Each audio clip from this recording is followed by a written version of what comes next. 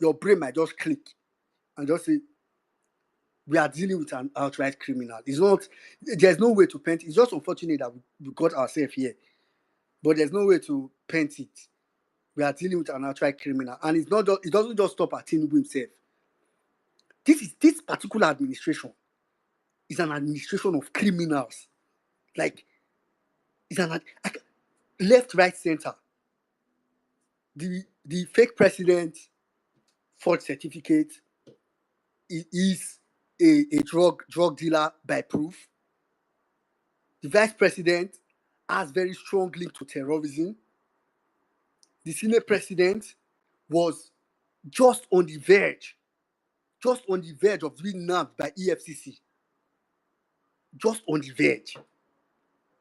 As in, look all around you. The what's it called? Chief of staff, or what they call Bajabia Mila. Criminal, ran away from the US, disbarred. The idiot Sanwo-Olu that was just speaking the other day was caught for spending. I mean, we have a total system run by criminals. I don't understand how we sit back and we think it's going to, and we think like, oh, okay, it's going to work. Just they play my fans. You must be joking if you think. I mean, nature does not even work that way. Like, even if they try so hard, and I mean, even if Tinubu wanted to, even if he was willing to make Nigeria work, he doesn't have the ability to do it. Like, he doesn't have the innate ability to do it, because the criminality is coming from the inside. It is why the only people he can relate with are fellow criminals. I just feel like this is a very simple dot to connect. So I'll leave it right there, and I hope, because for me, what I try to do every time is to trigger Nigerians' thoughts, like, because sometimes I don't feel like say many Nigerians, and I feel like some of you also feel like that. It's why you probably come on space so that you can reset, especially if you're in Nigeria. If you spend 6 days with some Nigerians, you may have a problem. So again, welcome to everybody. Welcome to Vawulence Space. I'll remind you one more time. We're about 300 and something persons on the space currently, understandably so. When I came online and I saw the spaces that we're on at the time, I was like, okay, as long as the conversation that is exposing the rot and criminality of this country, or at least waking Nigerians up one way or the other, I'm up for it. Sign me up. So thanks to everybody for joining. Quickly, we would start taking speakers right away. So, like I always say, usually if you notice at the beginning of the space, people tend to speak for long with less control in terms of time. Towards the end, it becomes quite restricted. So I'm just saying, because I know some people get to wait for the end. When it's getting to that point, I'm not going to look at your face. But it's important to come and say your piece on the economic propaganda of APC. Peter will be on fire as always. Then the anticipated FBI files. Welcome to everybody. Welcome to Vawulence Space. Saddam, I don't know if you have anything you want to say. If not, we'll quickly switch to Mommy B. No, I think let's take Mommy. But before Mommy, I just saw, I think Harry posted something on his X, and I downloaded the video and I also posted it right now. I watched an interview earlier on today on Channels TV, and I don't know, I think the former NAS president came out and he was speaking, and he was saying that the current NAS president was that he was abducted he was abducted by Sheikh Tinubu and the SSA to the president on his student affairs or so, and that he was beaten. And I watched that 9-minute interview on Channels TV earlier on today. But I didn't get much context to it. I was just asking who's the former NAS president that was making these allegations. Then I now watch the one Harry just posted now. This is actually the guy himself that was abducted himself. It's not on the 15th of this month that they invited him to Lagos. And that he came to Lagos, they offered him 100 million naira bribe so that he will be talking good about Tinubu. and saying things that he did not do. Maybe this 100 million naira bribe is even part of the money that I've said that they have leaked now, because it just exposed that 71 billion out of the 100 billion for student loan have been stolen. So maybe they just gave him 100 million inside. Just look at how these guys are stealing money. Gave the guy 100 million bribe and he refused it. And he said that Sheikh Tinubu with the SSC and this thing, they stripped him naked and they were beating him. That on Sheikh Tinubu's phone as we speak right now, his naked video is there. Sheikh Tinubu was recording him naked. Just to put in context, let Nigerians understand the kind of criminals that are running this country right now. And they told him that they're going to kill him and nothing's going to happen. I'm going to post the video up on Jumbo for Nigerians to see, because honestly speaking, we have gotten to a point whereby in the country we don't even understand what is going on anymore. The people that run the country are just bunch of rogues. It is unfortunate what we have found ourselves in. I just ask myself, how can we get out of this situation? How can we get out of this situation? That's why I keep asking myself every single moment. How can we get out of this situation as fast as possible? Let's open up the floor for us to speak, please. Thank you, guys. Yeah. The answer to that question is us, Nigerians. We are the ones that can get ourselves out of this. Yeah, the reason said before, Ibrahim, I know David made a tweet earlier and said that hopefully there will be an Ibrahim Traore of our time. I don't know whether there's even this set of people that is in, I don't know whether he means a political Ibrahim Traore or really wish Ibrahim Traore, I just don't know as in Nigerian case right now, this set of criminals that were found in power, we just have to find a way to uproot these people. For me, I say the best way we can do it, which we are following right now, is citizens, knowledge, citizens waking up ourselves every day to understand that this duty is our duty. But I wish there's one very radical somebody somewhere. I'll just say enough is enough, and say, man, these criminals in power, all of you, these guys, they don't reach 200 or 1,000 when they keep this country in this mess. Let's bring in people to speak, Jerry. It's just so unfortunate. Yeah. All right, welcome to everybody. Please, if you get on the speaker session and you know you want to speak, currently I have a couple of persons on the speaker session. Please raise your hand so that after Mommy B speaks and I won't start taking other speakers. I'll just go straight. I don't want to have to deal with. So I'll start with Mommy B. After Mommy B section, I'm going to go over to the Nigerian citizen. For the other guys, check to see if your hands are up, so you can raise your hand. Mommy B. Nigerian, MS Saddam, good evening from my side. Hope you're both doing okay. Good evening to everybody.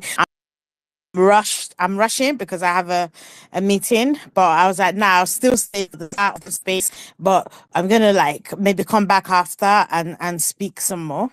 But first and foremost, if you've not shared, we know them today and we know why.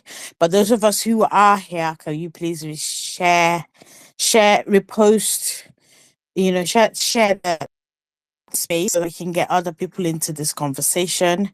Also, if you are not following Parallel Facts, please go and follow us. And if you haven't subscribed to MS Saddam's podcast on YouTube, please go and do so. Some of those interviews, some of the things that he's saying, so insightful. If you want to hear it live and direct, raw, without any filters, go there. You will thank me after. And then I was like, I had the topics and I'm like, okay, where do I even start? P.O., I love that he says that, and I feel like we're at that point where whether he talks or not, he's the target, so he might as well talk. And I don't have as regular access to him. I have those conversations when I feel like I have stuff to talk about, and I do have a number of things that I wanted to raise with him. Yeah, but it is clear that the one thing that Tinubu hates is international publicity, and I tried to make that point known back when I was trying to get people to protest. All right. And the thing is, those of us in the diaspora, we have a massive role to play in this, right? Because I'm looking at the streets of England, and they are protesting for Traore. And rightly so. There is enough of the West interference. But if it comes to Nigerians, it's a lie, right? No matter whether it's been in summer, whether it's in winter, autumn, what have you, getting people to actually say that we are doing fed up with what's going on back in Nigeria. Let's join forces. Let's push it so that international media gets interested in it, right? Every time that the few of us that have gone to the High Commission, they send somebody down, right? They take pictures, they do what have you. Sometimes we have something shifts, the man doesn't like attention.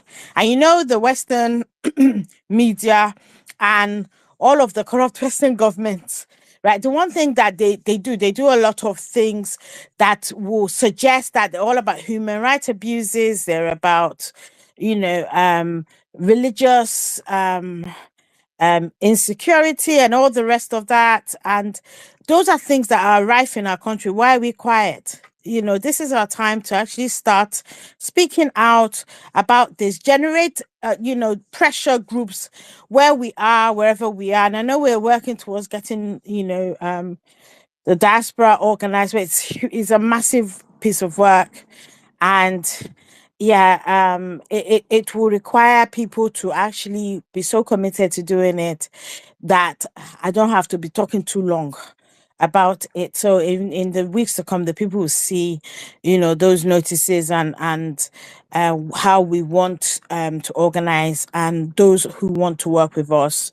We can't wait. But we have already identified the fact that a massive part of our role is not just sending the money when it comes to election, is actually making a difference wherever it is we are in the world. We have to make so much noise that they're not able to get any loans. They're not able to get the weapons that they're buying to give to these terrorists. All of that, because no one can tell me that the government isn't involved. And maybe I'll come back. But the other thing I really wanted to quickly touch on, obviously they say very bad news in the news cycle, right? And that's exactly what Tinubu has done, like you already said, Saddam. And it just makes me laugh, because at the end of the day, we already know your shit. There's nothing about the government that's good, right? So then trying to put it out there, things that we already knew. Who didn't know that NNPC has, it's become, a massive criminal organization where funds are being siphoned. Money laundering is the order of the day. They will say they put so much money, everybody's sharing money. All of the other things we know, and that shouldn't distract us. What is important is we stand on issues, start to attack the government with everything in us. And when it comes to that time when we want to do these elections, know that it is not business as usual, it's fire for fire. But let me go before they start cursing me that I didn't come to a meeting. I'll come back. Thank you. I yield. All right. Thank you very much. Thank you very much, Mami B. Yeah, when you get back, just raise your hand and I'll come back to you to say all that you wanted to say. All right, quickly, I'm going over to the Nigerian citizen. After the Nigerian citizen, I'll come to JJ. All right, thank you very much. My former account name used to be Office of the Nigerian Citizen, but we're the same anyway. KC Menike here. Thank you very much, Emir Saddam Welmini, for always hosting this space. I was listening to this space and David Hunde's space at the same time, one on my laptop and this one on my phone. I said, well, I could stay for like this. Anyway, thank you once again. In fact, Mommy B mentioned, she's probably not here to listen to what I'm saying, but Mommy B mentioned a couple of things I was about to also say about the engagements that we need to have as Nigerians. I'm going to, and the pertinent question that Emir Saddam asked, I have just two things to say with regards to that. Number one, I say it's that waiting for 2027 is not a strategy. Planning for 2027 is not a strategy. Planning for 2027, even if you plan for 2027 and you want to execute in 2027, in my opinion, it's not a strategy. The best strategy is to start to execute the plans now that will culminate in 2027. Let me explain what I mean by the plans that should be executed now. look at what APC is doing right now. They are executing some of the plans that they have against 2027. Namely, number one, they removed a democratically elected governor and replaced that person with a military administrator. That's an example of executing their plan for 2027. If Nigerians don't push back to that, what says that in 2027 January, then just shut down the whole country and say, well, there's not going to be an election? What are Nigerians going to do about it? So if Nigerians want to really push back against this, we need to start learning now how to beat people. That's my own way. If we not learn how to beat people today, we will not know how to beat people in 2027. So Nigerians need to learn now how to, and it comes down, it's why I know in one particular space in the past, where I said that as long as there is somebody around you that is still bold enough to open his mouth and say he supports criminality, then you are part of the problem yourself, right? Don't allow anybody around you to still have the mouth. I say it. These people that we say they are not up to 1,000, they're not up to 5,000, they have cooks, they have drivers, they have people that take care of their. All you just need is just one person to do the right thing, right? So it's time for us as Nigerians to begin to think about what we will do ourselves, where we are, to make sure that there is no criminality around us. Remember the JAMB thing where Pio mentioned 630, and people had the audacity to come and defend, or rather to use JAMB handle to write nonsense on JAMB handle. Like one random guy that they said he's the opinion piece of 1 Timothy something. When I see these kinds of random names from Italy, the first thing I have to ask is, who knows where these people are? Because I don't get time to hear people they talk rubbish. If I'm not able to reach Tinubu, as I am like this, but you cannot be around me and be defending me. I know we collect better slap for my ear, for my hand. No. We cannot be allowing people to have the audacity to make such useless claims today in 2025. If the only way madness can be thrown out, like Pio says, is that when the lunatics take over the asylum, you know you're going to take it back, is to be madder than they are. That, number one, is on the Nigerians in Nigeria side. For the Nigerians in diaspora side, I think Mwembe has actually mentioned about that. So we are going to need a lot of, allow me to use the word, lobby groups. We're going to need a lot of international exposure. Remember, I'm going to take a cue from Donald Trump's campaign. There's something that he did that was very, very, in my opinion, was revolutionary. He utilized social media a lot. Donald Trump went on TikTok. It shocked me. Donald Trump went and did podcasts with Joe Rogan. Right? Those are the kind of things that gave him that kind of high exposure. So, to be honest with you, if there are ways for us to get, like Emir Saddam has already mentioned, get Peter Obi in a BBC, because those are the kind of things that rattle these guys. And lastly, just to even round up, there is a platform petition. I think I sent this to Emir Saddam in the DM. I beg, Emir Saddam, I sent a detailed breakdown about how this can work. There is a way you can, if you're in the UK, you can actually start a petition, and if the petition gets 100,000 signings, is going to be debated in the House. Now, an example of a petition that I'm interested in, that is actually close to my heart, is the genocide in the Middle Belt. Right? If foreign countries like the UK and the US and Canada and all of that can designate all of these terror groups that are in Nigeria, that Nigeria has refused to designate as terror groups, as terrorist organizations, then maybe we can get some sanity. Because once again, the genocide in the Middle Belt is close to my heart. If there's a way for us to get more international exposure to those things, so that people do not mislabel them as farmer header clashes, right? So that also is part of the pressure that we can apply from the diaspora. Finally, I want to beg Nigerians, please, let's stop defending. We know nobody wins a war defending. Let us stop defending. Let's start attacking these guys. Harry's daughter did her birthday today. Happy birthday, Amanda. Her birthday today. And you not see people that came to come and attack Harry. When the girl was in her 2-year birthday, look at the number of attacks that Harry got. But look at today, boys have gone quiet. Did they go quiet because Harry was playing Mr. Nice Guy? They went quiet because you do anyhow, you will collect immediately. And that's exactly what Nigerians need to learn. We need to learn how to bring things to the doorsteps of the enemy, beat them if you need to, shout at them if you need to, but there will be no we should not allow ourselves to be on the defensive ever. I yield my mic at this point. Thank you. Thank you very much. Thank you very much, the Nigerian citizen. Um, those were very. I agree with literally everything you said. Especially that part where you said, if someone is still comfortable, you can't reach. I can't reach Tinubu. Yeah, I can't. I can't.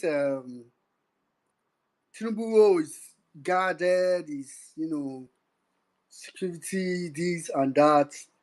No problem.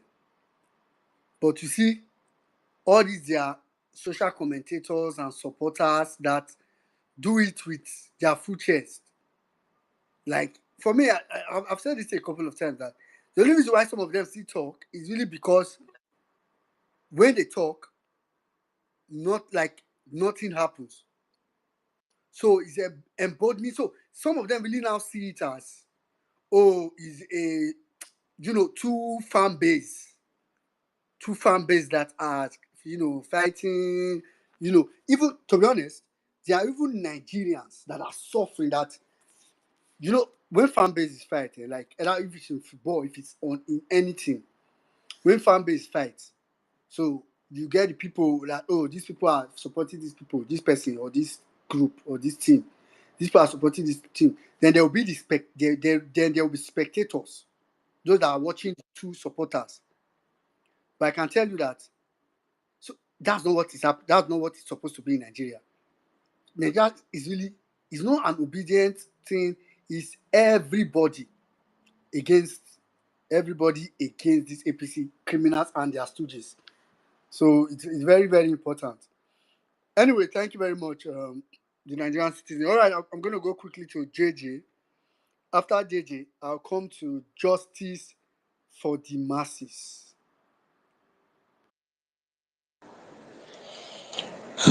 Good evening, obedient. Everywhere you are spacing from. This evening, my side. Good morning, good night in your area, anywhere you are. I greet everybody, especially our Oga Saddam, well meaning, Madam Bolanle, and everyone on the space. Mine is going to be simple and short. I don't want to waste too much of our time, because if we are to be criticizing and be talking, we have talked enough. If it's to be shouting and be saying, there's hunger, everybody know already that there's hunger. Even my guy, last week, I was on my way to work when he sent me message that, my guy, JJ, abeg help me, I can't pay my children's school fees, I can't pay my house rent. I told him, I said, but I warned you in 2023 that this Tinubu you are campaigning for and you're going to vote for is not a good person. He's a terrible human being. You didn't listen to me, and look at the effect now. Now you are calling on me to come and send you money or to come and help you.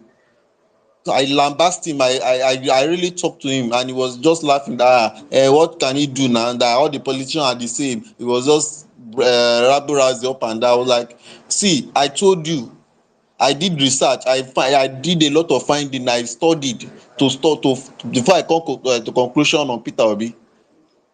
Peter Obi, I'm not an Igbo guy. I didn't come from Igbo, but based on the knowledge I have, based on the exposure, I should be able to take proper decision on my own. If you are above 18, you should be able to decide on what is good and what is right. So now you are a father, you are married, you have children. This person that is doing very well before, now his business, everything has collapsed because of Tinubu's nonsense policies. So if you are to talk about the real hunger and pain, it's real. People are suffering in the country. You are just walking, you come out of your gate, you will see a lot of people begging all around. So the suffering is real. So I won't want us to deliberate much on that aspect. In the area of Peter Obi, please, like I tweeted on my page, you go to my page, I've been tweeting and talking. We don't need to talk too much any longer. This is not the time to explain to any Agbadorian or any Ronu bigot. You can see what is happening to Onopasa. I believe everybody is watching what happened to Onopasa, and I believe that video was trending massively. That everybody, he was, if it's possible for him to punch Rufai on that Arise program that very day, he will have punched him because he was trying to defend Tinubu. But when the reality set on him, he's not the one saying, Tinubu is one-time president. That what is done? What are you talking about? Don't do when we cannot feed our people. The real shege banza show on him is he felt it that truly Tinubu is not doing well. So that kind of people, you don't need to convince them, you don't need to talk too much.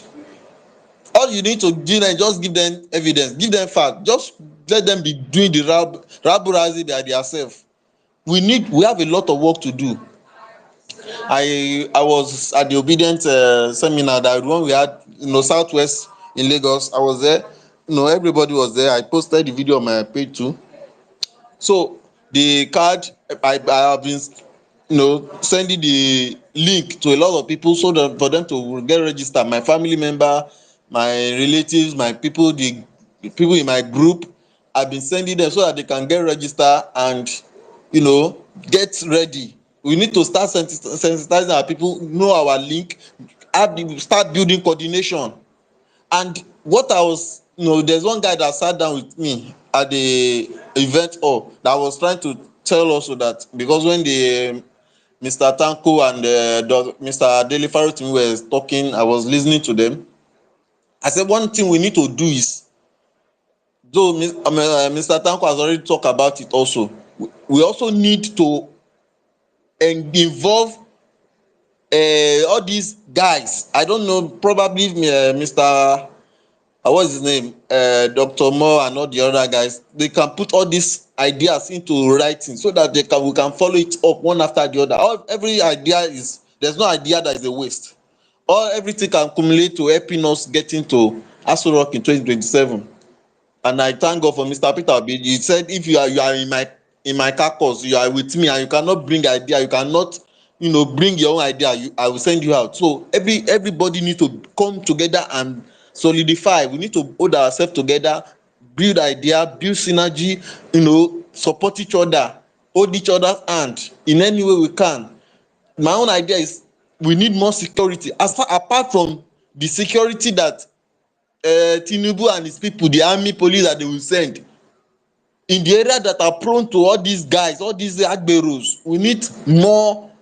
If it's to give them money, some areas, some guys money, we start building them, those that we know that can stand when worst comes to worst. Those that from some of these security what is it called, bouncers, if we can employ more of them. Some of them don't come out and vote. If you can employ more of them, they can be on mufti on the election day, but they are there to stand and secure the vote. Everybody is out. I mean, they are there to secure the people and secure the ballot paper and the ballot box from all those hooligans and the agbero from snatching it. And the necessary reform need to be put in place also. We cannot just sit back and be tweeting and be talking on spaces again. We need to come out and put in the real work. I'm very ready. I met with this our obedient coordinator. I also volunteer. I was part of those that are in the south east coordinating those that are supposed to be registered. So I'm always ready. I'm self-employed. I don't work for anybody. I retired from my office. I was working for an international company. I set up myself, and by the grace of God, it's not about pride. At least little I'm doing well on my own. So I have time. I can volunteer time to support, to go to villages, to go to any length. I will spend my own money. I don't need. That is one of the beauty of obedient. Obedient are not waiting for any government money. We are not waiting for anybody to give us money. Even what we are trying to volunteer for the betterment of the country. All what we are doing is for the future of our children. If we cannot, I believe in our lifetime, a new Nigeria will be possible. But we still need to look beyond ourselves now, and that is the major reason we are doing all this. So to round up my conclusion, we need to start just like the other guys that spoke. It is not 2027 that we will start coming together and start strategy. We need to start taking the proper necessary actions now. If it's to be donating small money, if it is 1,000 small, just so that when the election comes close, it will be easier for us to execute. If it is organize ourselves, okay, we have to be donating. If it's 1,000, those that can donate, so that we have a kind of an account where the money will be coming little by little, so that by the time the election proper comes, it will be easy for us to disburse and organize those that need support, those that need transportation, those that need sensitization, those that want to buy microphone, those that want to do one thing or the other, want to print shirts. We can also do that from there, so that if it is to support, to follow up and build another server to monitor the real result, right from polling unit, and all those necessary miscellaneous and monitoring security, all those things need to be put in proper place. It's not about Mm. talking too much. It's not about going to too much All lecture right. and campaign anymore, because Tinubu and his people are not ready to listen to anything. They are, all their own is action, and we need more action now than talking. So that is my own. More, there's praying in the land, there's hungry, people are suffering, but we cannot just stop there. 2027 is very close, and APC and their people, they are already building, they are already coming together. Look at what the way they destabilize Delta State. Look at what they are doing in Rivers State. So we need to All right, start putting Gigi. everything in place now. That's Yeah. my own, because I'm very pained. You look at All what right. is happening in Middle Belt, what is happening in Benue. My people are very dear to me, and I don't want same thing to happen again, continuously killing on, all this wanton destruction. All right. All right, Tinubu Gigi. cannot help the Yeah, yeah, people, yeah. and now Gigi, can you hear me? livelihood Can you hear of the me? people is not Can certain. you hear me? So all these things must come to an end come 2027. All right. I All right. Thank you very much. Thank you very much, Gigi. I'm not so sure you could hear me. Maybe. Um. I mean, now that I'm not sure you can hear me, then can you hear me? sure, I can hear you, I can hear you, I'm with you. Oh, okay. I was trying to interrupt you at some point. Anyway, very, very good submission, and I'm happy about your dedication and your resolve to also contribute, which is really what's vital. I usually tell people that I'm less interested in how someone wants to contribute.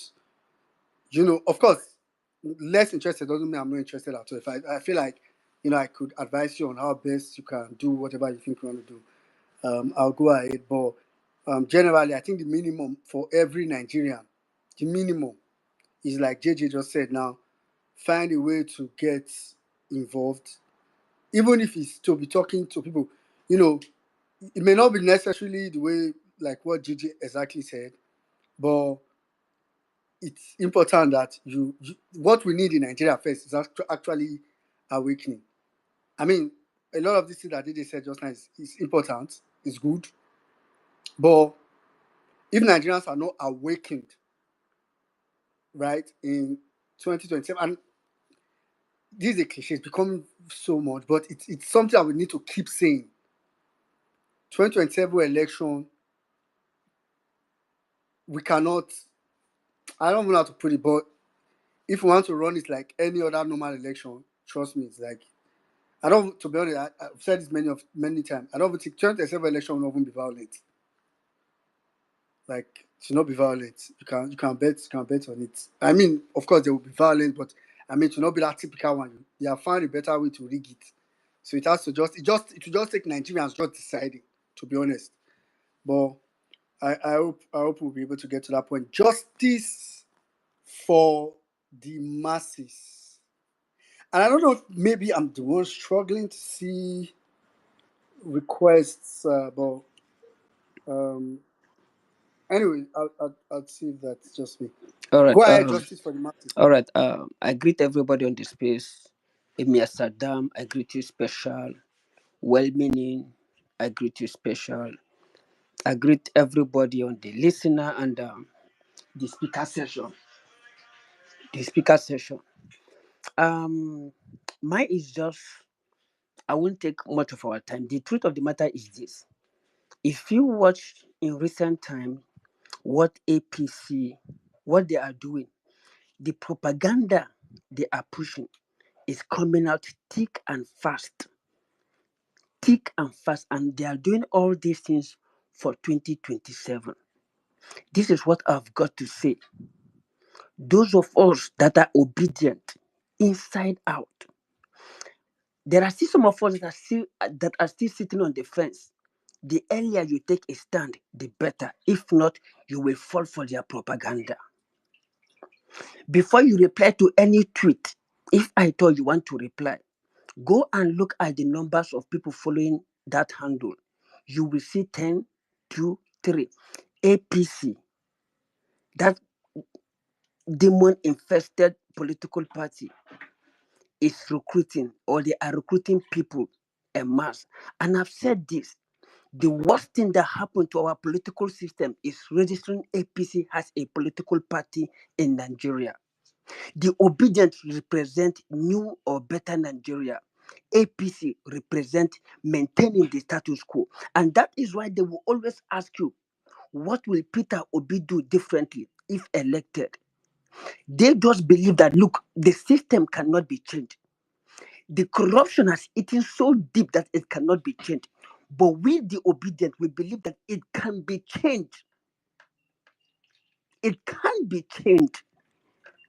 And we are going to work towards that. Enough of trying to explain who Peter Obi is. Enough of telling people what he has done in Anambra. We don't need the explanation again. It is so visible to everyone that the political or the economic policy of APC, of Ahmed Tinubu, is no longer working. Look at the chart that was released. Was it yesterday or some days ago?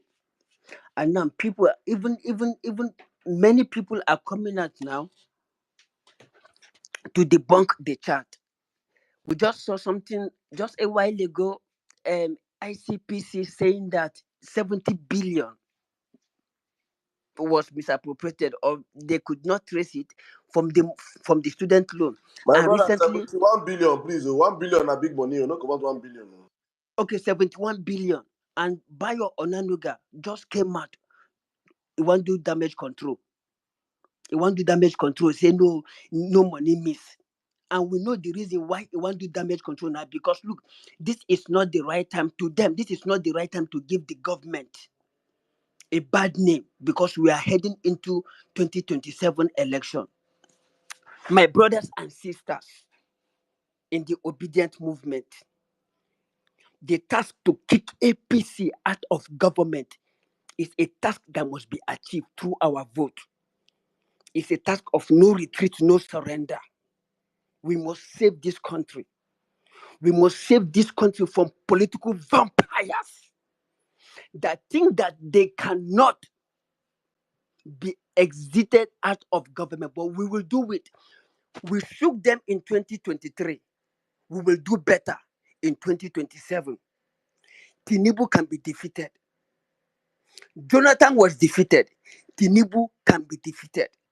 It is not difficult. It is not impossible. We will do it through the normal way. We will cast our vote. Please, enough of explaining Peter Obi to anybody. We don't need it any longer. This is not the time to start explaining anything. The economy will explain to them. Nobody is finding it very easy in Nigeria. Nobody is laughing. Nobody is laughing. So the economy or the the policy, the economic policy of APC will explain whether to go ahead with Tinubu or to discard him or trash him. Let nobody come and bamboozle you with anything that before a reform or a policy, before the people will enjoy it, it will take time. It's a lie.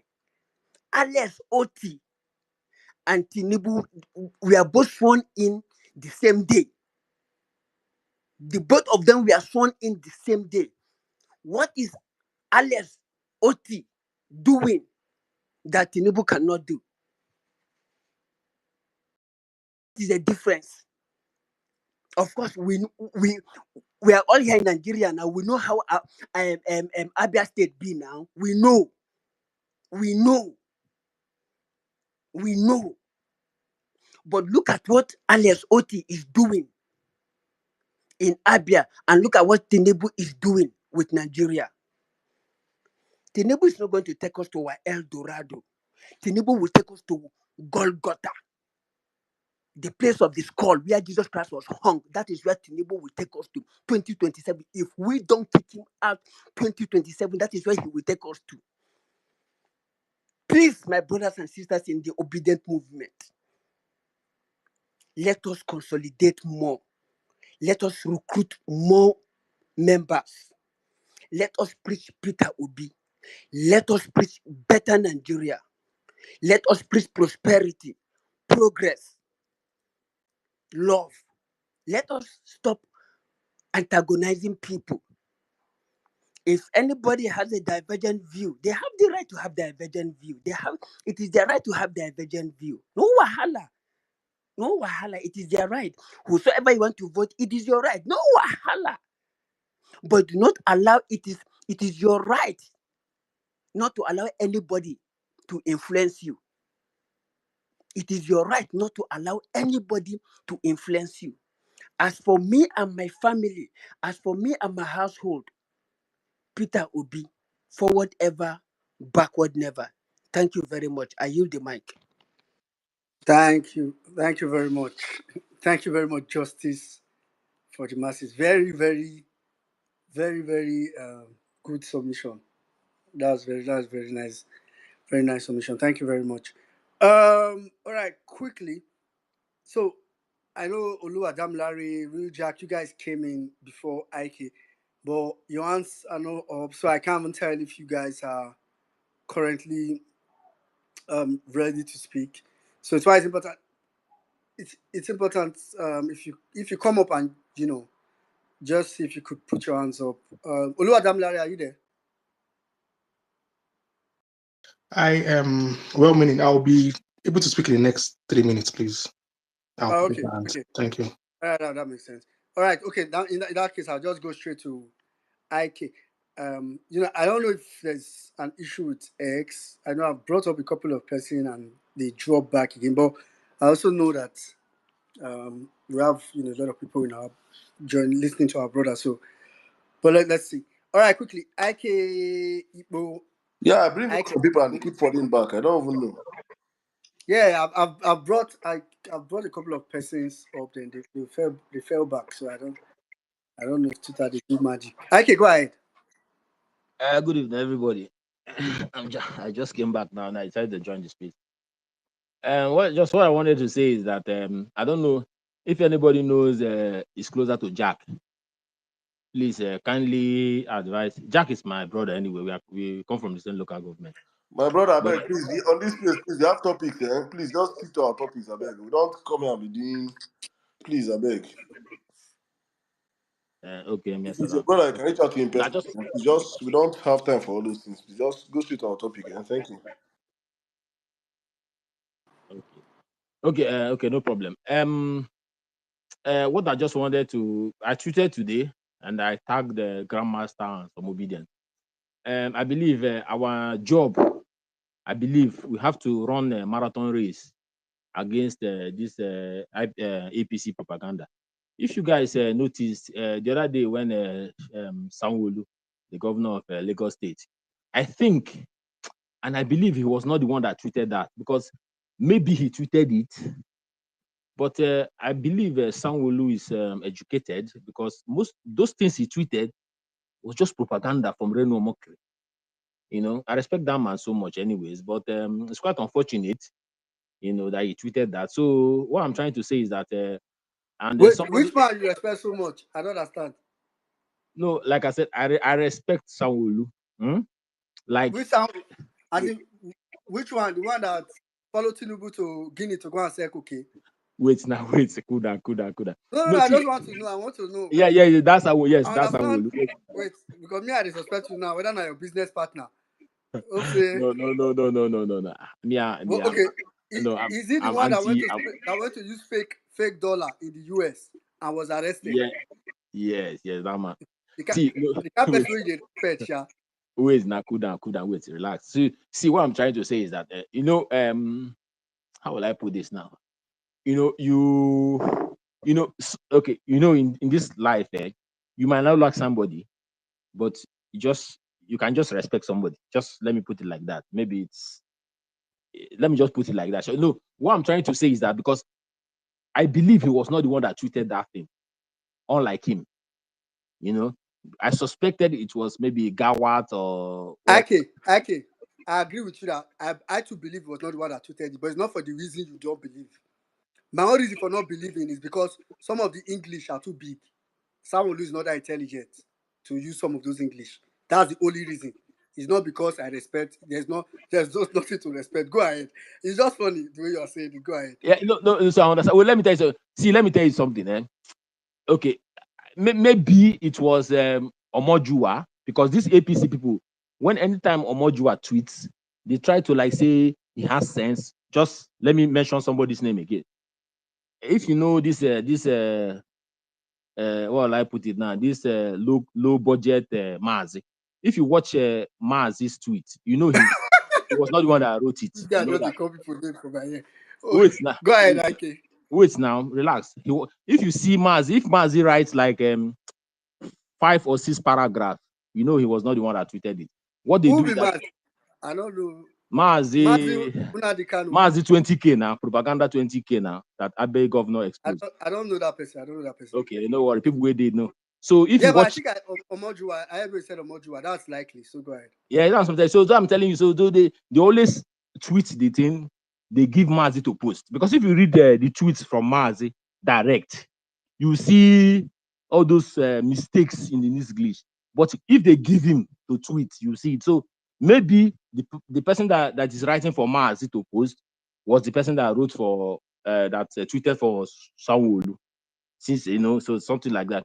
So what I'm trying to say is that I told the Grandmaster, I tweeted it, everybody liked it, that I believe obedience, we should open a marathon space to attack these people, bomber to bomber.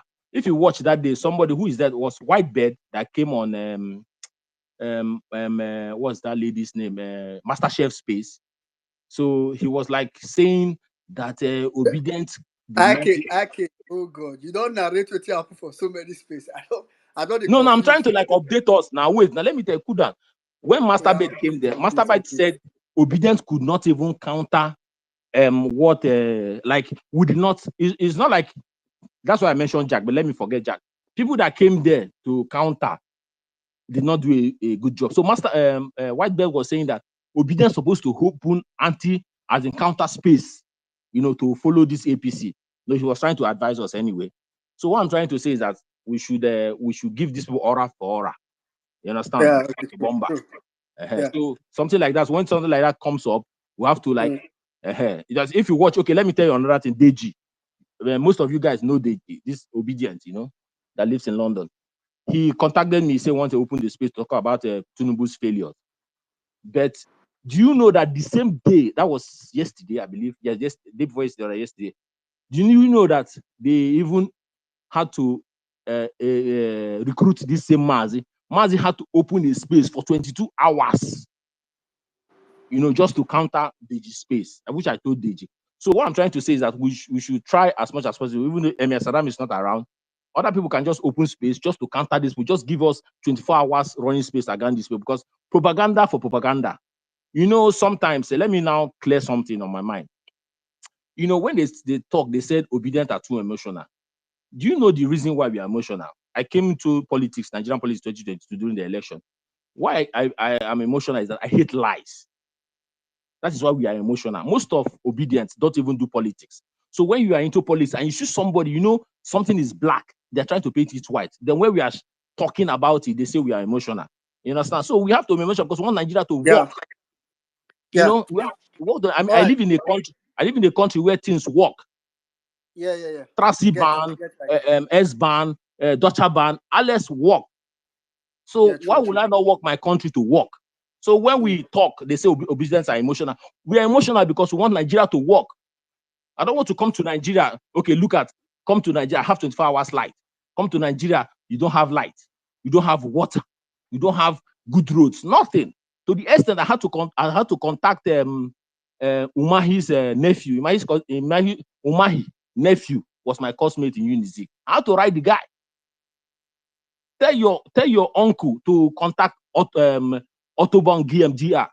They build road here in Germany. You should come and fix our road. PPP. Because that is the extent, because it pains me. Yeah. It pains me, you know. So Yeah. what I'm trying to say is that obedient have to obedient have to counter these people propaganda to propaganda. Okay. They bring propaganda, we give them facts.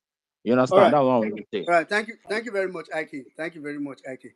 I agree with you. You know, on some of the things you said. You know, in terms of, I think we used to preach this a lot back then.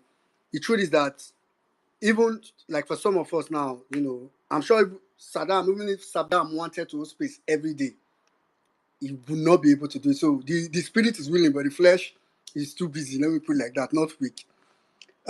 So what Ike said is true.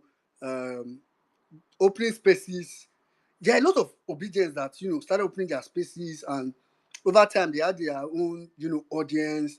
I mean, so opening spaces is not limited to any set of persons. It's a simple button. So like Ike was saying, let's always be ready to counter the narrative. Let's not wait. Don't wait for violent space, or wait for one space or one set of person, or straight as it's coming out, right? So thank you very much, Ike. But you need to review people that you respect. It's a very strong. You need to review. You can't be respecting a criminal, a proven criminal. That's you just do a sieving of people you respect. Um, so it's understandable, anyways. Thank you very much, Ike. That was quite interesting. All right, quickly, I'm going to now go to okay, Lou Adam Larry. I see you are ready now, so I'll come to you then.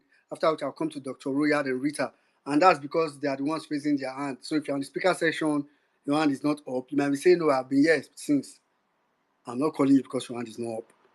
And at some point, you might have to take you to the listeners and bring some other persons who wants to speak. Oluwadam Larry, please go ahead.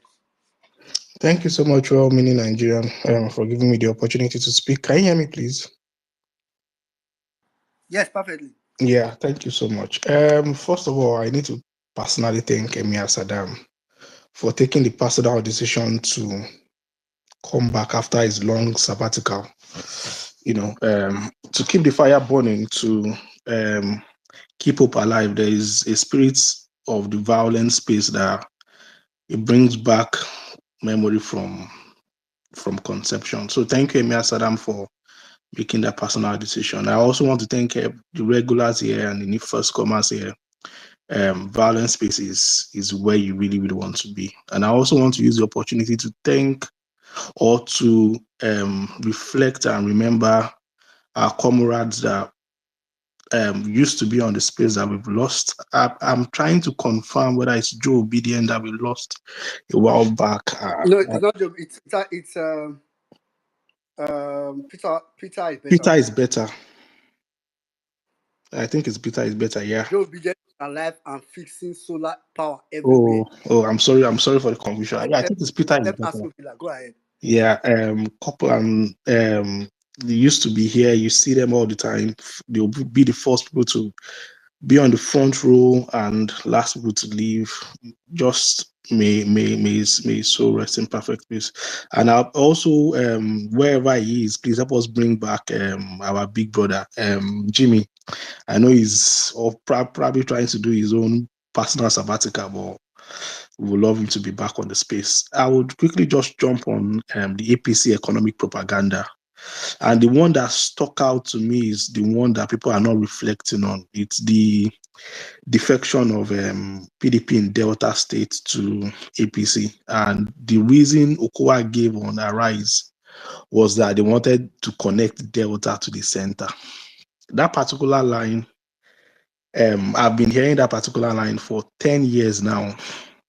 So I'm from a town called Ikorodu in Lagos State.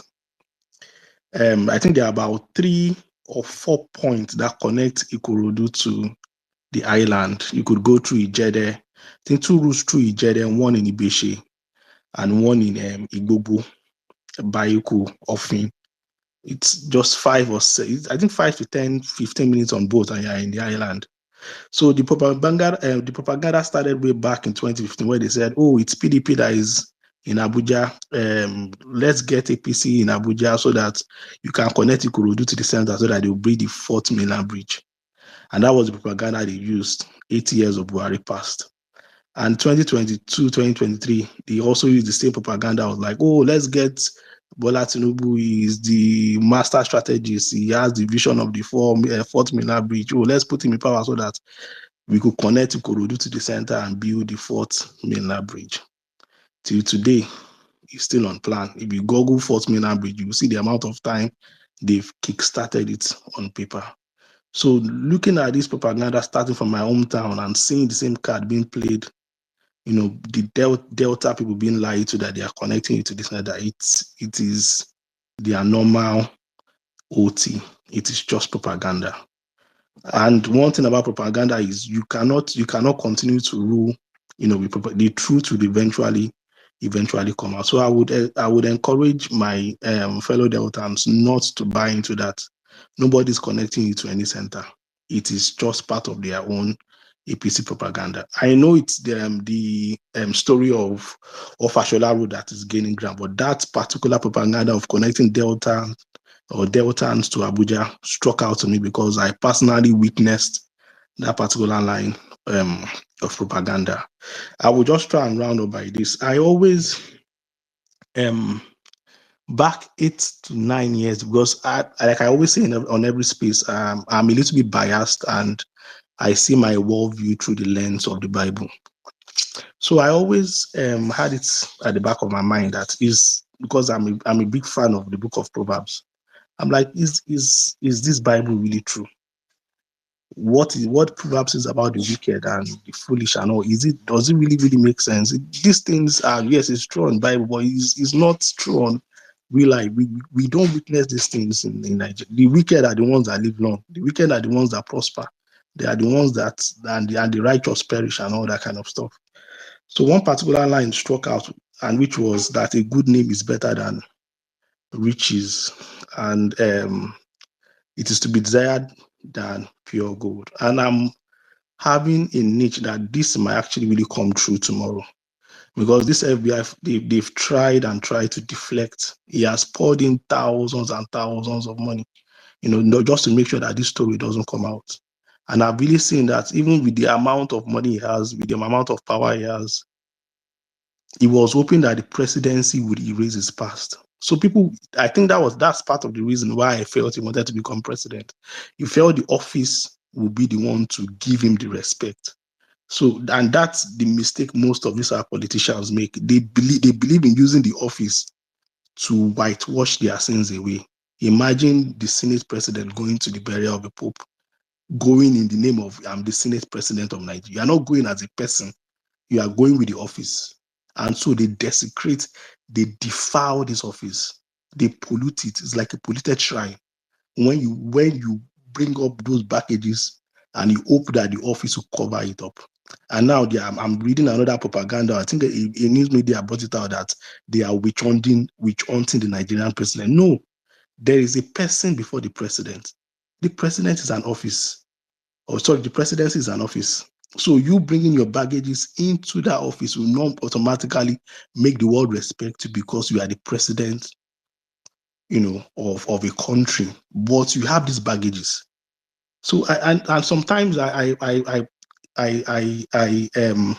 it's part of the reason why I would always love Peter Obi. That name itself can open doors anywhere.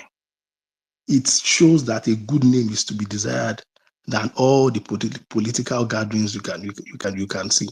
So now the story will definitely come out tomorrow. And the annoying thing is that they would want to use the office of the president to shield this bad name, defiling that office. That is my own crux. It's not even about the personality.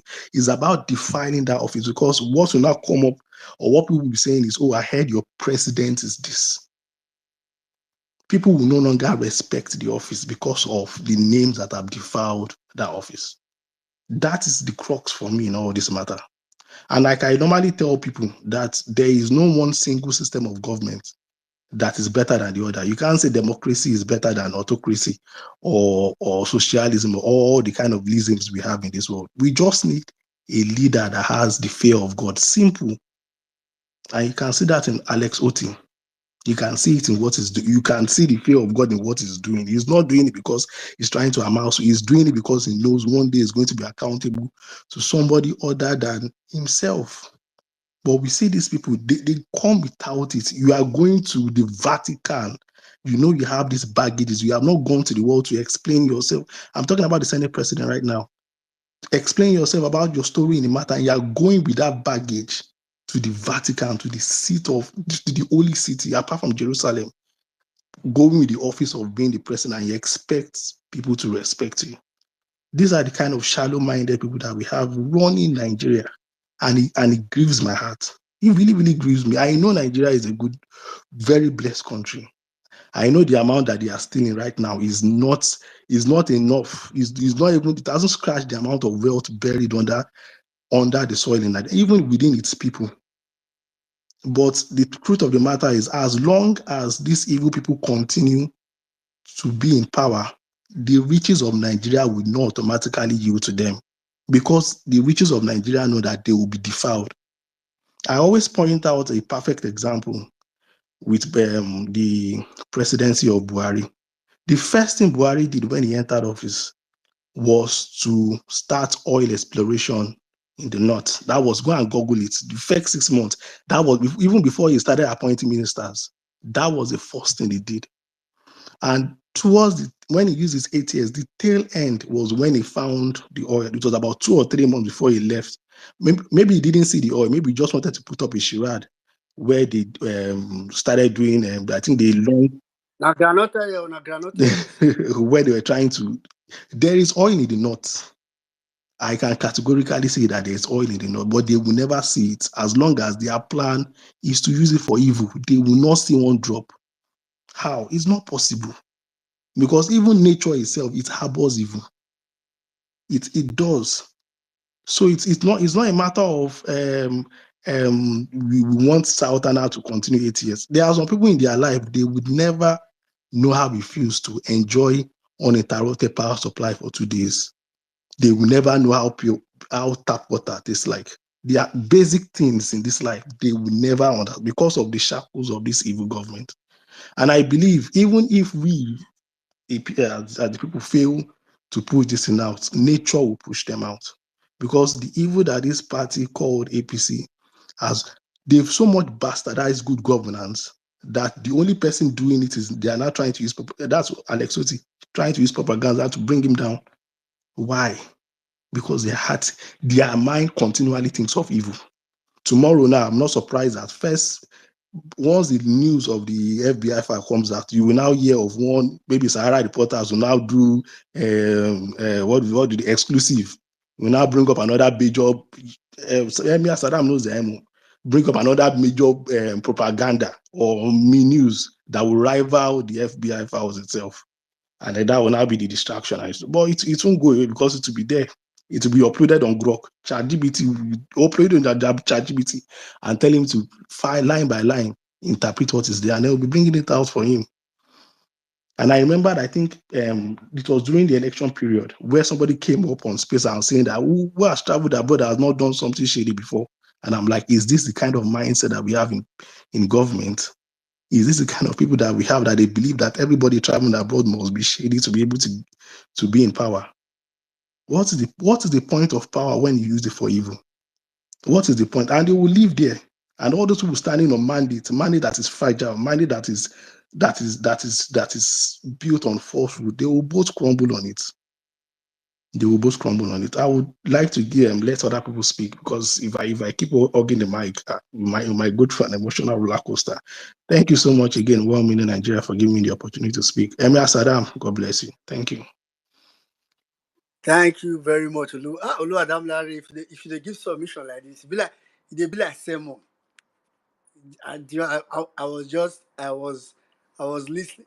Your submissions are always philosophical. Like, it's fresh. You say submission, they fresh.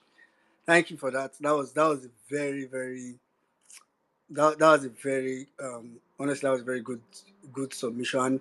You know, you touched a lot of man, you touched a lot of salient points. You touched a lot.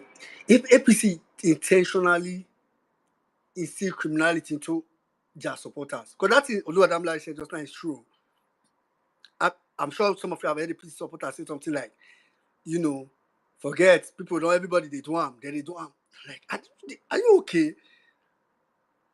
Ah, God, this thing is a chance. Is why we need to stop it because what APC is doing, to be honest, if it's not stopped, the generational effect. Some of us really may not even be alive when the effect is going on. It's you know, it will be the children, you know, that the children unborn now that would have to deal with. APC really needs to be stopped, to be honest. Thank you very much, Oluwadam Larry. Okay, now I'm going to go to Dr. Royal, after which I'll go to Rita, then I'll come to Real Jack. Yeah. Well, Mini, thank you so much for the opportunity to speak. Good evening, Emma Saddam. Good evening, good morning, everybody. And the last speaker, that was really so refreshing. Thanks for all that you said. And thanks for Violence Space. Violence Space is always, a place where we can really come and communicate and vent and talk and, really, really bear out our minds and rub minds like minds, hear the right things. That's one very salient point about Violent Space. You come in here and you hear the right things. Thank you for all those who have been speaking. It's really, really very inspiring. Okay, so I just have a few things to say, and I'm sure it has been said before, but one of the things I want to say is that propaganda can never be sustained, no matter how long it takes. It will be busted, to be revealed, it will be, at the end of the day, it will be destroyed. Because look at during Buhari's era, right? The 8 years he spent, of course, the Ironu, Irats, and the APC urchins on the street, kept on with one propaganda after another, after another, after another. But at the end of Buhari's era, by God's grace, Tinubu won't have that kind of time. He's an OTP, one-time president. At the end, everybody came to that conclusion today in Nigeria. That 8 years, one of the worst times, one of the worst governance period, one of the worst era of democratic rule in Nigeria. And I'm sure even the APC guys themselves, they can testify that one of the worst period, in Nigeria. So that tells us that propaganda cannot help anyone. So where they bandy all kinds of figures, all kinds of charts, fake and real, no matter what they defend indefensible, they say all they want to say, it can never be sustained. Like Natasha say, this injustice will not be sustained. It can never be sustained because when breeze blow, when fire has to just open. And when somebody say somebody is pregnant, say you're not pregnant. The person say I'm not pregnant. It will show your evil and all that you do will show. And it isn't even hidden. Tinubu's era, it is so obvious. 30 cents is just bringing up, figures back to back to back to back. Those guys are doing a good job, anyways. So what I'm saying is that propaganda cannot be sustained. And for those who are APC people, if you're on this space, you can hear the sound of my voice, the sound of our voices, and you keep on doing this, defending the nonsense, you go soon tire. You will very well get tired because the Shege Pro Max that is in the country right now will taught you very well, and Nigeria will happen to you. The young man who his child snuffed in a nut, a ground nut into his airway. I think it was the boy, yeah, to the airway, and couldn't get an ear surgeon anywhere in Abakaliki, all over Ebonyi. They couldn't get a surgeon to take out that groundnut from his airway, and the boy was wheezing until he died. Okay, it was I'm not seeing him on the street recently. I don't know whether I block him or I don't know. I can't just find him. But one of the Tinubu guys always talking today. When it happened to him, Shey propaganda can come and help his child. When he has a groundnut stuck in his trachea, Shey propaganda will save him. So for those who keep supporting the evils, it will touch you. But what I want to say to the well-meaning Nigerians, like our well-meaning Nigerian here, the co-host, right? What I want to say to us is that we should never, ever give up. Refuse to be broken, refuse to be defeated, refuse to be beat down by whatever we see. Because you see what's going on in Africa right now. Look at what's happening in Burkina Faso. No matter how long it takes, the bubble will burst. And Africa is rising. Africa is uniting. I mean, Ghanaians and Burkina Faso people, Burkina Faso came together, shook hands. Both the Anglophone people and the Francophone people and all the phones, they were together. You can say there's unity going on in Africa. Africa is rising. Someone asking why is Nigeria left out? We're not left out. We're there. We're coming. Just that the people, our leaders are the ones who have tried to betray and just hide our glory, because Nigeria is a great nation. And so let us, because they said every evil prevail when good men do nothing. Let us, who are the good men, because I can beat my chest and say I'm one of the good people in Nigeria. Let us refuse to be defeated, refuse to give up, and refuse to be beat down, refuse to be overshadowed by the propagandists. Now, tomorrow when they release their so-called whatever, then they bring, I'm already expecting one propaganda talk. Maybe started from this their, wait, 75 billion and 1 billion student loan is missing. Instead of with that, maybe that will overshadow whatever going to come tomorrow. That one has been, they've now, instead of didn't play wrongly, they've tried to, go back on it. Tomorrow they will come with another story. Let us, as the stories come up tomorrow, we shall do massively. Me, I'm ready with my data. Massively retweet, massively quote, massively communicate. Let the whole world see. We don't know what's going to be the outcome of that, right? But let us do our part that everybody gets to know what exactly this so-called president-elect of a man is made of. Now we going forward to the electoral process or whatever is going on. Let's keep speaking out. I keep saying it. It now become like a cliche. It's not looking like it's like a broken record. We keep saying it over and over again. No, we need to keep speaking this out every time we have. My colleagues at work have made up my mind that they don't even mistakenly become Nigerian issue, because there will be war. Because we are actually at war in this country. We're in a mental war, we're in psychological war, economical war, security war in every area of the nation. Imagine today, they're even stealing student loan, join. There's war in every area, and we must take it as such. They don't even bring it up. They don't bring up Nigerian issue. If you dare, oh Lord, that they will not work for the day. They know me. Nobody will walk in that office, because I'll be at the top of my voice to drown every evil voice. So on ground, I don't take nonsense. Then no. So let's just keep speaking this, and keep doing this. And say that our violence place, I wish it was more than a week. Shall this weekly thing I think it's just I wish we could have it more often, but it's fine. We're here. All right. So we need to up the tempo, because this guy has started the electoral process. They started already. The APC guy has started already. If you look at every state in the country, there are terrible posters everywhere. In Delta State, in Lagos State, there are billboards, there are small, this one they put on electric poles. In Nigeria, if you go around the nation, you'll see, I've been getting pictures of all that. They are all over the place. They have started their own campaign. We must start ours now. I like the way they Tunde Ednut and said his own.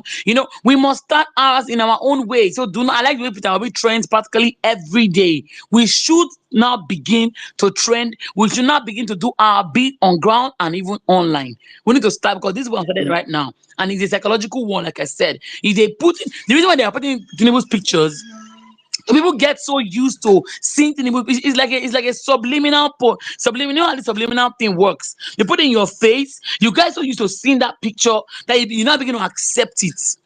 And I saw some people putting. I was like, people should God will punish you now. And this is one they put up. Shh.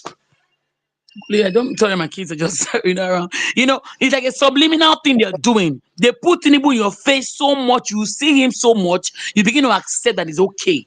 And we refuse. We say it is not okay. So maybe we'll start looking for how we put our own billboards, our own stickers, because they're putting in Nigerians' faces. They are seeing it so much that it will become normal. Say Tinubu there for day, because where you don't see Tinubu before, you are seeing them all over the place. So the subliminal thing they're doing, they want to just raise that alarm very quickly. And if it's in every country, if it's in every town, every city, every state, before you know, the people begin to accept it. The gullible, ordinary Nigerians on the street who are not learned, who are not learned, who are not wise, they begin to accept it. So that has to, we need to now begin to do ours. You know, the put a big picture everywhere. Let's start with online and even put it offline. Because it's going on right now. It's a psychological war going on, and this guy wants to win at all costs. That's why their boys keep Yeah. on being on the space and everything, being on the streets of Twitter and the Facebook and everywhere. So thank you so much. Let me just give it up here. Thank you, Emily. All, I'm grateful. all right. Thank you very much, Dr. Royal. Thank you very much. Totally agree with you. But I mean, let's everybody should keep doing their beats. Like someone was saying earlier, I'd be like saying I said S3 per day. Voila. Like someone was saying earlier, let's let's not wait for violent space to strike all this conversation. It's very important to, you know, have this conversation. Then, you know, at our time, I keep will have raising my the space awareness. soon. Don't worry, I have my own Like space soon. Dr. Boyan is just saying. Let's keep putting that awareness there. All right, quickly, I'm going to Rita. After Rita, I'll come to Real Jack, then Flag Boy, Mr. Colade and Justice. I can see you. I'll come back to you. I'll come to you after these persons. Rita, go ahead. Thank you. Thank you, well meaning. Greetings, well meaning everybody on the space. Emir Saddam, special greetings to you. You who's listening on X, Facebook, wherever you're listening from, okay? I bring you greetings specially and I say thank you as usual for this amazing opportunity. Economic propaganda. When I saw their chat that they released yesterday as a Nigerian who's currently based in Nigeria, I knew they were lying. But I was just praying and waiting for, you know, some very authentic means or something to just debunk it. And really, that happened. Earlier today, I was fortunate to see a news, a video news released by Force News. Force News released their report on Tinubu's 702 days in office. And here's what they have to say. It's a video, so I just had to write out some stuff that is said. So I'll read it here. So that it won't look as if it's because people just went out yesterday to see what he said. The world is now a global village. Everybody now sees almost everything that happens everywhere. So no matter the propaganda you want to put in money to spread, the word is washing and getting the real news. So here's what Force has to say concerning Tinubu's 702 days in office. Is it Tinubu came not to lead, but to destroy? According to Force News, he has destroyed the Naira, removed fuel subsidy without a plan, leaving millions stranded in poverty with skyrocketing prices and record-breaking inflation. He turned the economy into a playground for his cronies. He handed ministries to his friends and families, not technocrats. Justice is selective. Protesters are silenced. Critics are haunted. He promised renewed hope, but delivered renewed suffering and hardship. And just to back up what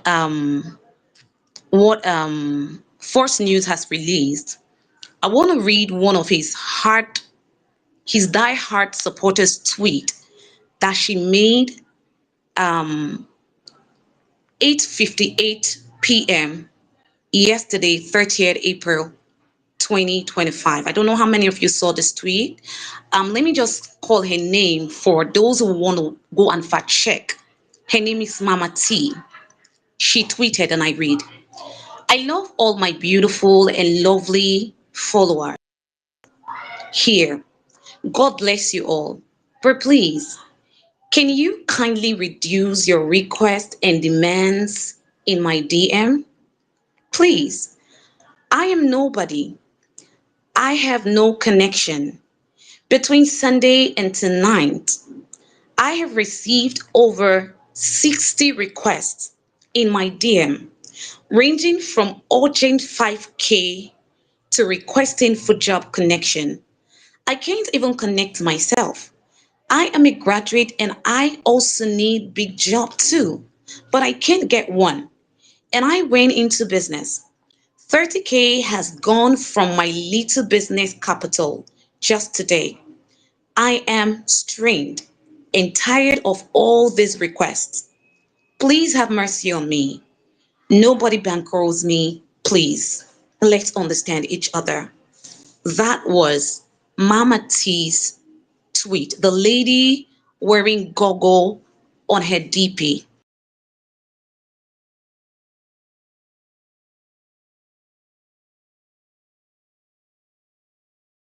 Out the government that Nigerians are suffering, Nigerians are hungry. This is the state of the nation. She is one of the person always attacking us and calling us liars. Now these are our tweets. So the fact is, no matter what they try to do, no matter their propaganda, the world already knows that the reality on ground is that Nigerians are suffering. So for the likes of the OG Uzokalus who went and were doing videos looking like someone who got beaten by the rain and was catching cold, claiming that PO was going all over the world to demarcate them while they're looking for investors. PO is not the one demarcating you. The news that broke recently of a prof who got convicted for rigging an election for Akpabio, that Akpabio is saying is a lie, he did not rig election for him. The world is seeing those news. The world is seeing how you are giving positions to people who have no single idea on what to do with this position simply because they are your friends. And the economy is dwindling. Imagine Mark Zuckerberg was in Nigeria. I saw the video recently. They took lights. So how, oh my God, I don't understand. According to the guy reporting the story, he said Mark Zuckerberg he experienced blackout for the first time in his entire life, and you can hear his voice at the background. You can tell the guy is shivering even though he was trying to laugh. Do you understand? So these things are real. Some of these guys are experiencing this thing firsthand. So there is no way you're going to hang it on people. It is not his fault that you are taking things and giving to people that can't do anything. If the economy is growing, the world will know.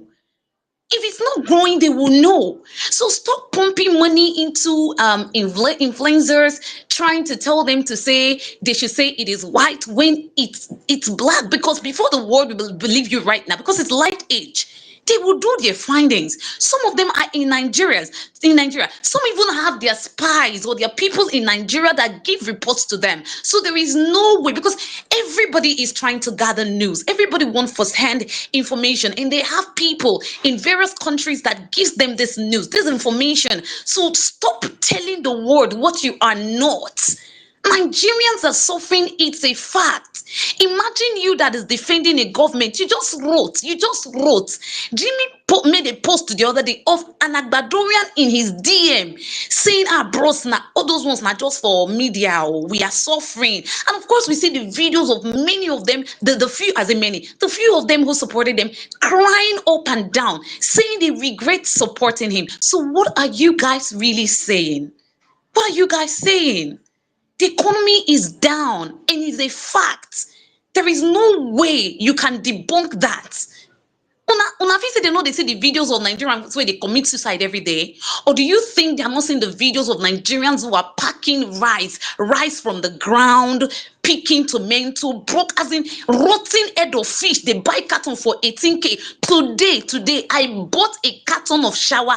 Carton of shower for 54,050 naira. Carton of shower that was 7,400 just few years down the line. It is now 50 something thousand naira. So the inflation is crazy. State of the nation is Nigerians are suffering. And you guys are using propaganda. Sometimes I just wonder, where are your hearts? Because we all are humans using same blood and water. When needle pierces you, you feel it as a human being. So why would you, knowing fully well that a fellow human like you is going through hell and you are lying that all is well? Well meaning, I'm going to wrap up very soon. The fact is, I want to really say thank you to PO. And I want to encourage, like Emir Saddam and every other person I've said, we need global right now. The local is enough already. The global attention, even though, yes, we know the West are happy the way Africa is right now, but let's keep putting it in their faces. Let's just keep putting it and dumping it there.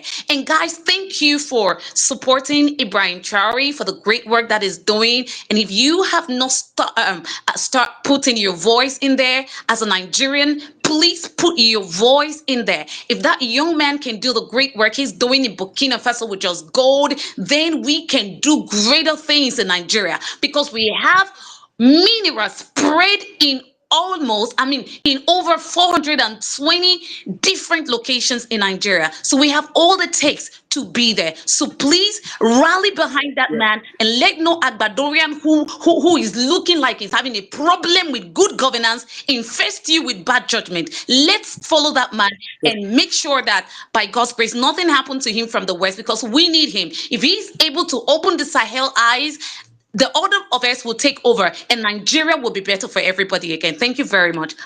All right. Thank you very much, Rita. Thank you very much for that philosophical submission. Is it philosophical now? No. I think it's more like, I like your facts journey from the Fox News, and that was quite detailed. Thank you very much, Rita. Quickly, I'm going to move over to. Okay, Richard is still here, but drop your hands. Richard, are you there? Yeah, I'm here. Go Wait a minute. Go ahead. Thank you. After Richard, I'll come to Mistake. Okay, no, I'll come to Flagboy actually. Yeah, after Richard. Go ahead, Richard. Okay, thank you very much, Women, and I greet everybody. So, okay, I first of all want to start from INEC. Why we are also bantering and countering the APC propaganda. Every Nigerian should know that it is between Nigerians, women in Nigerians, and the APC in 2027. There is no other political party that is going to do anything. Forget about the alliance here, hearing and all that is going to fail. So all the criminals are going to assemble in APC to perpetrate their evil. But the women in Nigerians, we are waiting for them in 2027. Do not buy into the nonsense you hear INEC saying they want to do away with the permanent voters card. For now, it will be like that until after 2027. You cannot build anything good on nothing. As long as both INEC and APC has no foundation, there is nothing good that can come out of it. They are looking for a way to see how they can rig the election. So when they scrap this, they will not tell you, you don't have a figure, notable figure or data that will say this is the certain number of people that casted their vote in 2027. Therefore, so we're going to maintain the status quo for now. Having said that, we're also going to look at how we are going to defeat INEC, because INEC is also an arm of the APC. Because we never knew all the hypes and all the things they have done. Say they have passed the electoral act, not knowing that 2023 they were going to switch off the IRF. That necessitated to all this whole thing that happened. Some of them will come and lie to you. Of course, some of the presiding officers were not actually aware that this was what they planned at the head office. But it should be taken into consideration that be you a presiding officer whatsoever, electoral ad hoc committee that is going to conduct election in any ward. If you do not declare result there, upload it that people will see. You will go in body bag. It's not a threat. That is just a reality. Because we will not fold our arms and watch criminals that have decided to destroy the country. We just relax and watch them. It's not going to happen. It's either we make it or we mar it. So if they are mad, we counter them with madness. This is not a case that we are going to say this one and this one. Where you see the police army assisting the APC to rig election, to cut away ballot boxes, and you say we are going to look at them and be watching them. No, it's not going to happen this time around. It's either the right thing is being done or anyhow they want it, we are going to give to them, because it is the people versus APC this very time around, because they have destroyed their little democracy that we have witnessed in Nigeria. And they are heading to destroy the country. There is no anything coming from APs. Of course, you know it's a propaganda. You don't have to allow somebody to gaslight you or watch what anything that has to do with them. Everything that thing they say is a propaganda, including their greeting. So there's nothing about them that you believe. People that protested with fuel was raised from 60 something naira to 87 naira under Jonathan, and the hair was let loose. And today we are buying fuel almost 1,000. They couldn't come, and they are still defending the anomalies, the criminality. At the same time, they are paying subsidy. The people that came to tell you that they gave student loan and they went behind and looted the same money, they are deceiving you and believing. There is nothing good that can come out of APC. So while we are preparing, getting towards the 2027, we should make up our mind that it's either we defeat APC or we allow them to mar Nigeria. I think I don't have much to say. This is my humble submission. Thank you, and God bless all of you, and God bless Nigeria. Thank you very much, Jack. Thank you. 2027 is the decision point. Really. If you can't, it's us against APC. It's why this defection of a thing is a good thing. So all the criminals are going to gather in APC. So just like case, this versus that. There's no other way around it. All right, Flag Boy, please quickly go ahead. After which I'll come to Mr. Kolade. I'll come to Mr. Kolade. Justice, sorry, if I come to you, I'll just quickly take it them so we can take a lady. Go ahead, Flag Boy. Good evening, good morning, good afternoon, everybody. Mr. Saddam, I greet you. Eminem, I greet you. First of all, what I want to say is this: we should start from the INEC, because automatically now, the INEC is a political platform that the APC are using to destabilize and frustrate Nigerians. INEC is not a political party; it's automatically an APC party. The Inspector General of Police is an APC Inspector General of Police, among all of them, whereby when Nigerians come out to talk about the hardship, about the failure of the selected president, the expired Inspector General of Police will come out and send his boys to come and arrest Nigerians, where many Nigerians that came out to unleash their angers. It's nothing new anymore. So Nigerians should get ready. We should see automatically APC and Tinubu have already started the campaign, most especially here in the FCT. There is no junction or no area you will go to here in Abuja that you not see that useless billboard and grassroots supporters of Tinubu for 2027 election. Since last year, I started seeing that billboard.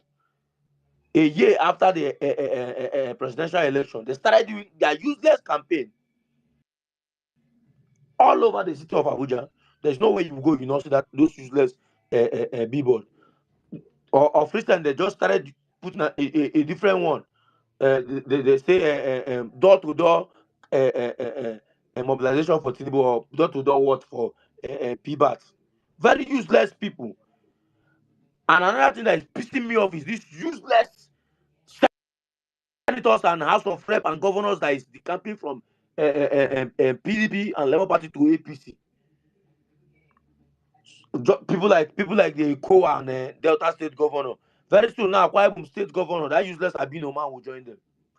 This evening, I saw something on Twitter on social media where this useless governor of Lagos State, Sanwo-Olu, because he's a thief. He's calling on Lagosians to come and join the military, whereby he's supposing it was a slot for NNPC or what's it called, Central Bank, that will send their children and their family members to go. But to join the military now, they are forcing Nigerians going from one state to another state to host useless campaign that Nigerians should come and join the military. So they will reduce our numbers. So because normally, if you want to join the military is for the youth. Normally, it's from 18 years to 23, 24, 26 years. That's the maximum. So they want we, the youth, to come and join the military so they can use our life to play politics. They will send us to Sambisa and all those bandits will kill all of us. That's the plan that APC has for us. No future for us. Killing has been going on in different states in this country. Eh, they did mass burial in Plateau State. They did mass burial in Benue State. They did mass burial in Enugu State. This useless, most stupid, most incompetent Senate president could not attend to any of those mass burials. But he traveled all the way to Italy to attend a burial of a pope that does not even know him.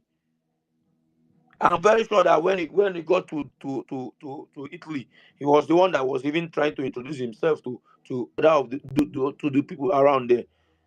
These useless people that have made this country a living hell for us have no value for us, have no respect for us. See, it is high time for we now as Nigerians to start standing up and telling them the truth to their face.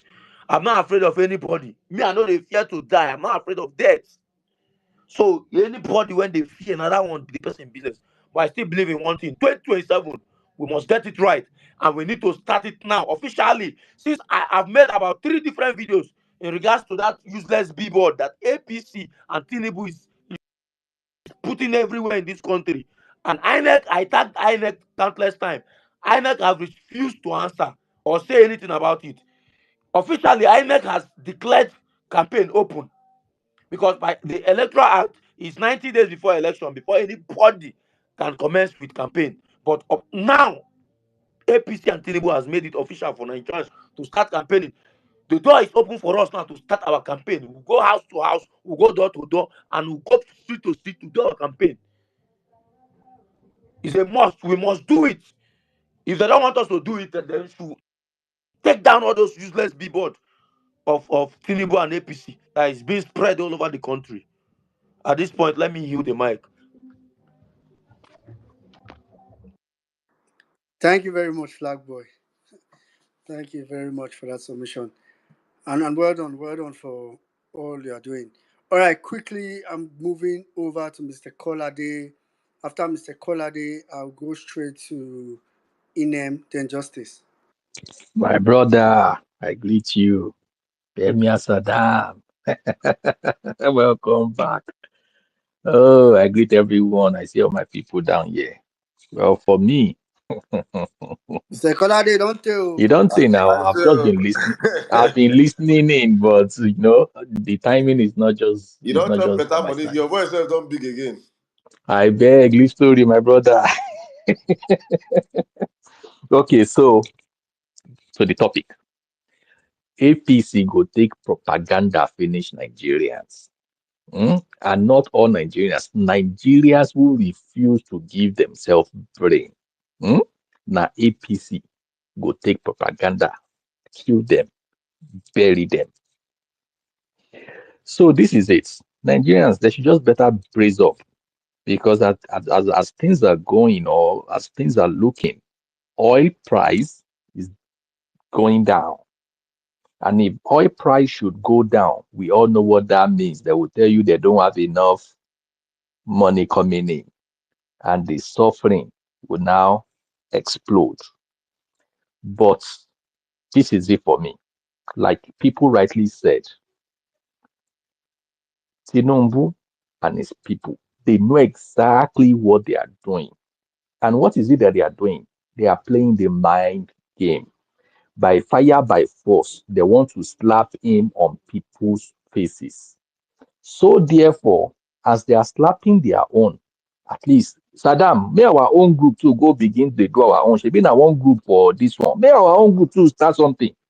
Because what they will tell you is it's not the candidate. He doesn't know anything about it. He doesn't know anything about it, but they are blind. They can't see it, right? INEC is blind. INEC cannot see it. And the same INEC, people are saying they should go and do one reform that will save them from coming election. I beg, it's time we become serious. It is time we become serious. It is better you know that nothing, no rule of law, no guideline, nothing. So if you are going into it, you go into it like that. Than deceive yourself to believe that, oh, they're giving you one reform. You now temper, you now go into this and believing reform will work. They will now show you shege again, back to square one. It's better we just learn from our lesson. Leave any reform. We don't even care about reform at this point. We don't even believe any reform that is coming. All we know right now is the next coming election, the game should be played the way has been played, or it's going to be played. Anything they bring, any hand they deal us, we return. We return times two, times three. So for me, my brother, tomorrow, let's see what comes out. But anything that comes out is not going to be anything new. It's only going to give us more power to quote directly, to quote with his name in it already, to say that this on so day, you, this person, Bola Ahmed Tinubu, you did XYZ. That's all it's going to give to us. But at least we should run with it. We should learn to amplify negativity about, in quote, our oppressor. That is it. There's nothing to be gentle or nothing to do about. Learn to promote negativity about your oppressor. They are the ones oppressing you. So Nigerians, please, Biko, the ball is in your court. But if you think one hope is somewhere, there's no hope anywhere. If you think economy with all this propaganda they are dishing out to you, if you chop them, now you go belefu. The earlier you wake up, the better. And I've also given you a quote and hint right now. Oil price is deepening. And if it deepens, that simply means they will not get enough money to steal again.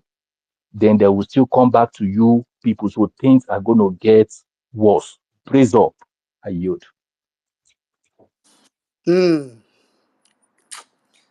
Thank you very much, Mr. Kolade. I like that your submission because I think it's something that people are not getting clear enough. That so people still try to impose the reform. Do you think it's in 2023 is reform that was lacking? They play. It was not reform that was lacking. It's the use of the reform. Is the brazen disregard for the reform. So to be honest, like Mr. Koladi said, like we've been saying, at this now to me, me shall not go tired to the talk am. I will keep saying it. I will not stop saying it. That in 2027 is a decision to say 2027 election typically should be a do or die affair.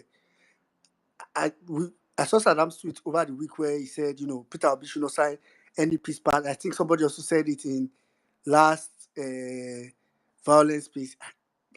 Oh, I mean, peace waiting. See, the truth is that the craziest person is going to win the next election. So if Nigerians are like, if we feel like, oh, we want to be dignified in poverty and suffering, don't want to get crazy, then there's no problem. I mean, we can, you know, but it's really just, the choice is that simple. Because I don't want us to come here every now and then petting, oh, let's do this sophisticated planning and, oh my God, I could just, I could lie for you. I know it will be a lie, you. 2027 or even before 2027. In fact, it should be so bad, the pressure, the anger should be so bad and so evident in the air, so thick in the air, that even Tinubu will be hoping for him to stay till the day of 2027 election and get sworn out or be driven out. We are dealing with mad people. So you know the things they deal with them. Okay. Inem, Mommy B, I see you are back. So I'll just quickly take Inem and Justice, then I'll come to Mommy B to continue our submission from earlier. Okay, thank you very much. Thank you, everyone. Good evening. I'm just here to just say a few words on the APC propaganda, PO on fire, FBI files. I will start from the third one. FBI files, I'm scared. It may be edited, they may edit it. Many things may be done to that file. I don't know. But I'm so scared about that file coming out original as it was. And about PO on fire, I like the tone on the voice of PO these days. Just like what Saddam said earlier, let PO go the way of Natasha. Let's go international. We are done. We are done on local TV at home. Let PO just push and go to the international. In fact, he can afford it. People are there to fund it. Every month, every 2 months, it should be on one of the, in fact, the highest viewed TV stations across the world, and then speak and shout and shout. These people grow better in the dark. Immediately you start showing their their brokos outside, they become very, very scared about that, and that they don't like. About the APC economic propaganda, everything that is happening, they live, they breathe, they smell, they shit, they in fact, they spit propaganda. Everything that comes out from there. In fact, when an APC person greets you good morning, and you can look at your time again, it may be afternoon or even night. This is what they do. So we should not be afraid. We should come out with all that we are. Nobody can talk APC where I am. In my school before, when I started talking about PO, all those PDP scavengers teachers were always mocking me. Keep quiet, you this small girl. You just started following Obi. Meaning an Igbo man cannot rule this nation. They were talking then. Now nobody say Jack. I say you don't say Jack around me. You don't say it. You dare not even open your mouth to even say you are PDP. In fact, you don't even say open your mouth and say you have APC around me. You don't. Because I will give you post pass. The one I will give to you, you may not talk to me maybe till I'm transferred out of that school. So it is what it is. Let's come out. Whatever you can. You see this thing? They bring propaganda. We counter it back to back. I immediately have time. I come to Twitter, just stroll, looking for who will say something. The anger in my heart is very strong. I think we need this. We need this because we just need to talk about it, because the way we talk about it, we fuel it. We fuel it until that fire will burn. Whoop, that will take us through 2027. Let them bring it on. We are here. Let me just allow others speak. Thank you, Mama B. All Thank right. you, everyone. Thank you, Saddam. And thank you, everyone on the space. I'm grateful. I All yield. right. Thank you very much. Thank you very much, Inem. Thank you very much. I like that, you know, I think that's like silver lining. If you supported Peter Obi that last election, the only silver lining is that you can see the people are suffering now and just feel that you made the right decision. All right, thank you so very much. I'm going to go over to. I'm coming. I'm going to go to Justice, but before I go to Justice, I want to remind you people, especially for those that are just joining us now. If you look on the jumbotron, Emir Saddam just released the newest episode of the Emir Saddam show, and it's an episode that I personally I know will be interesting. I've not seen it, and for sure, me I you know get I no go I no go me I no go watch am. So, but I'm sure some of you have seen. First of all, if you've not even seen the last one with David, then I can't help you. To be honest, I just can't. I cannot help you.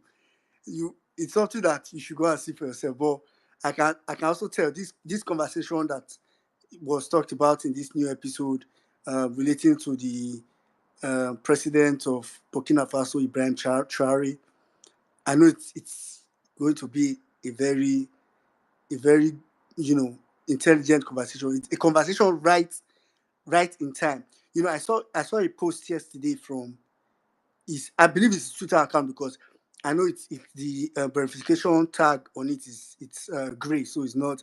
I don't know if it's possible for anybody to fake that. So I saw that post. There was this joy I had in my heart, because I saw how he's really owning. He knows that Africans generally have adopted him as an African president, and he's owning it. He's not trying to pretend as if he's not Baba. Oh, so say if I just yesterday I just think I say if that guy, if they do vote now, say if he just vote, say can I invade and overtake Nigeria president Baba?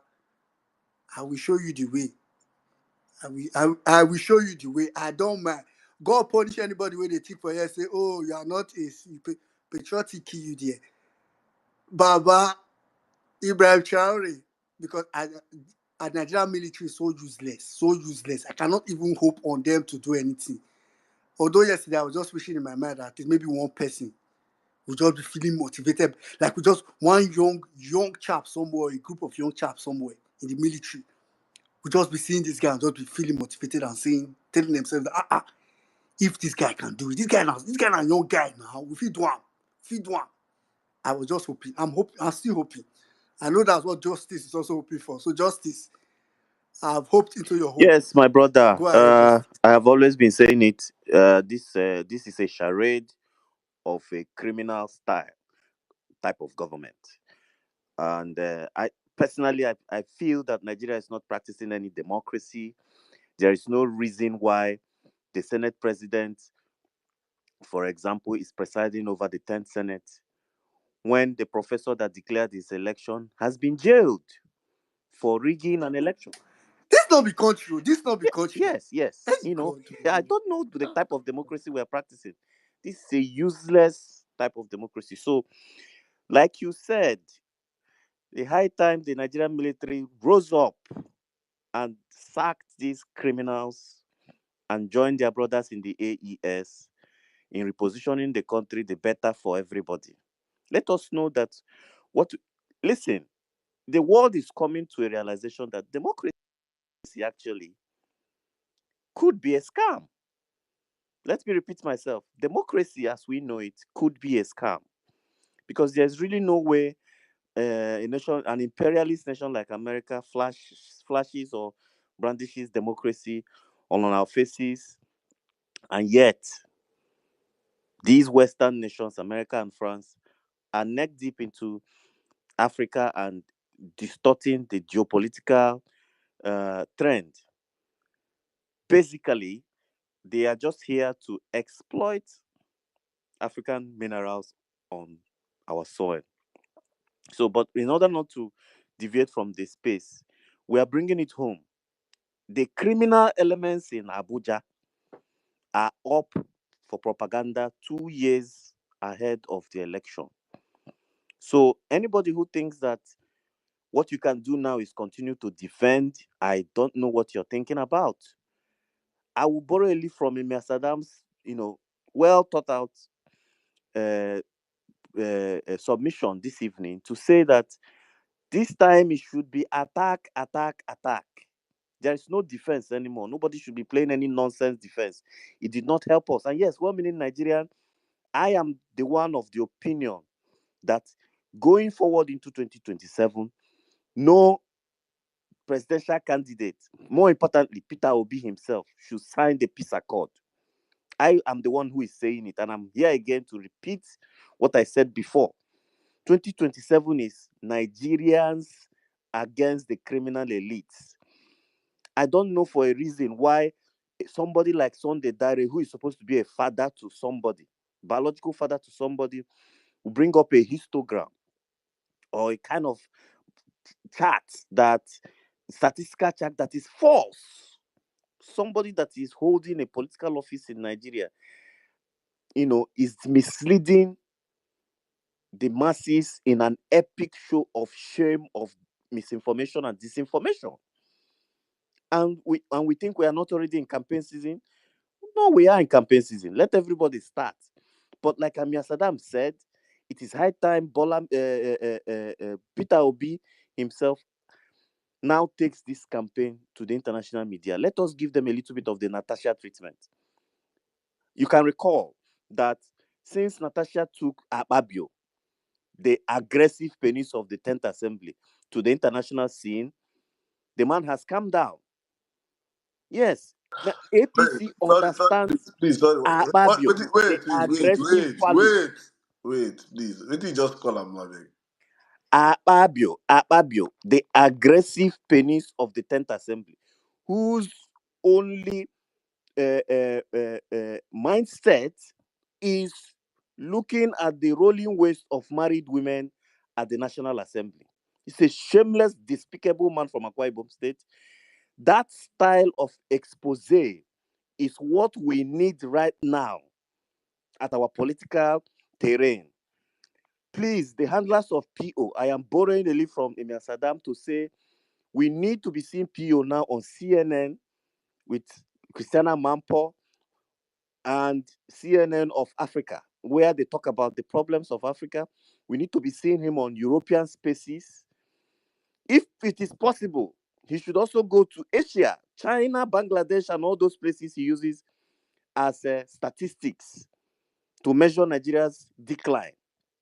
We need, just like every other nation is doing now, what we're having with Ibrahim Traore of Burkina Faso is what we need to be highlighting with the Nigerian situation. And now, going straight to tomorrow, I cannot wait. I hope that FBI continues to comply with the court ruling. We have not heard any contrary reviews of that particular judgment. Tomorrow, all obedience must file out and amplify to hell and beyond it. The criminal drug barons files that will now eventually drop tomorrow, unredacted, hopefully. We must make it go international. That we already know this man is a thief, but we are now confirming it with FBI documented files. And then again, this is kudos to David Hundein, Aaron Greenspan, and all the people who have remained resolute to making sure that Africa and Africans are liberated, that we will no longer have imperialist puppets who are shoved down our throats to destroy our economy, scatter our families across the world, and render our economy useless. Tomorrow is 2nd of May.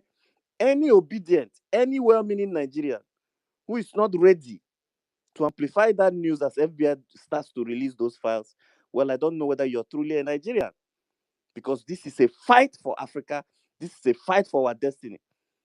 Yes, that is what we must do. Our economy is in shambles, and some people are in Washington determining whether we live or whether we die. We will not allow that. Tomorrow is a day with destiny. We have waited for it. Hopefully, FBI will release the criminal records of the criminal drug baron and certificate forging bandit of Chicago State University, Bola Ahmed Tinubu, so that we completely kickstart 2027 fight. Like I said before, the handlers of Peter Obi should warn him, we are not going to sign any peace accord in 2027. It is going to be fire for fire, no going back. Thank you very much. I yield the mic. Thank you very much, Justice. Thank you very much. I know say we are saying this thing like play, but to be honest, in case, because I need to say this seriously, in case there is one military person here, to be honest, I'm not looking forward to any military person above 40 is useless to me. I'm not looking. See, if you are here, you are a military person, 40, 20. Let me tell you, I was just checking it just now. I'm having a deep thought about this. This is Ibrahim Traore. Saddam, this your topic for Emir Saddam show. Don't trigger my brain. I be don't rest for this military this thing, but I'm just thinking about it now. When Agui Ronsi assumed office or whatever at that time, it was 41. Yakubu Gowon was 31. Murtala Mohammed was 36. Obasanjo was 38. So all these young military guys. When Motuku they fight Biafra one, those guys when they're 29, 30s, they never reach. Now young boys now. Young boys. When Obasanjo enters No. military and they're in their 30s. Young boys. This one, they don't day old, reach 90. They don't want our young boys now TikTok they need to twerk. But this is an open call. This is an open call to, the under 40s in the military. Don't you see Ibrahim Traore? Can't you see how people are loving him? Can't you just take that as a motivation? Consider it. Personally, me, I will support you. Make I just tell you that me, if nobody, especially depending on how you felt with a beat Tinubu self in the process, the more the merrier. I will support you because it's we really cannot continue like this. Desperate time calls for desperate measure. Quote Emir Saddam show. Again, it looks like Wike is in China to beg for more money because what Peter Obi did at John Hopkins has, he has made it difficult for these criminals to beg for more loans. So please Now, let see us this. continue to amplify it. Peter Obi needs to now go to the The international only stage. thing these people know how to do now is criminal. Now to just thief. I know the try I can't more than thief again. My only concern is now is how to remove these people. If beating or if join safe, I would enjoy that. Mommy B, you're back. Please go ahead. Why Mommy B speaking? Okay, I wanted to say the rest of you should. Because after Mommy B, we'll enter the rounding up mode. So anybody that the hand is not up at that time, we might have to drop you. So we can probably try to round up and go join, listen to what our brother, the conversation in our brother space as well. All right, Mobi, please go ahead. Thank you 1 million. Again, apologies for dashing off to go and do one meeting. I don't tire yourself. Look, everyone that knows me knows that I detest Tinubu because the moment this man managed to deceive Lagosians into thinking he was a Democrat, and he was going to give them good governance, in the ilk of Jack on Day and what have you. And his 2 terms, the smokes and mirrors. The only building he did was building a bridge from Lagos Treasury into his own pocket. And since then, 24 years and counting. He has now obviously decided that that's what they're going to do on a grand scale. Fine, it didn't start with him. As you said, rightly, it's about APC. From the moment they became a party, right, in 2014, going into 2015, they populated the political space with propaganda. It was so intense and fierce that most people could not didn't know the difference between what was true and what was lies, disinformation, name it. Big lies, because obviously they have learned from history. Tell a big lie and repeat it over and over again. After a while, it will be accepted as the truth. But when that quote, whoever it is that said it, right, has not thought about the internet going to a point where we have AI, there's no research that we can't do, right? And I look at some of the propaganda they put out there. It doesn't even take, a teenager. No. Why am I saying teenager? My granddaughter's not a teenager. If I tell her to go and research something on her iPad, she will produce it, right? To think that they can hoodwink Nigerians at this point in time, as if the economy is not hitting everybody's pocket, regardless of your social class, right? I mean, it's like I remember when all of a sudden they said, "Oh, we have one of the lowest unemployment rates in the world." When overnight, what did they do? They went and played with the methodology for collecting that data, so that if you do 1 hour work, you're fully employed, right? Even if that work is like having a 0 hours contract, where now when work done and then they call you, and it's not even that, it goes beyond that. But here's the thing: we are where we are, and what I can say about it is all this gentlemanly approach to politics is not going to work. Right. Me, I have been quite subdued. I'm like, balance respect yourself. But when it comes to the survival of Nigeria as we knew it, because right now I don't recognize the Nigeria that they are. I don't know Nigeria of today. What Nigeria has morphed into is not something. If somebody had told me 10 years ago or 12 years ago that this is where we will be, I will be like, no, Nigerians will not take nonsense. But it appears that we can take a whole lot of nonsense. But here's the thing: if we truly believe, right, that Nigeria needs to be rescued,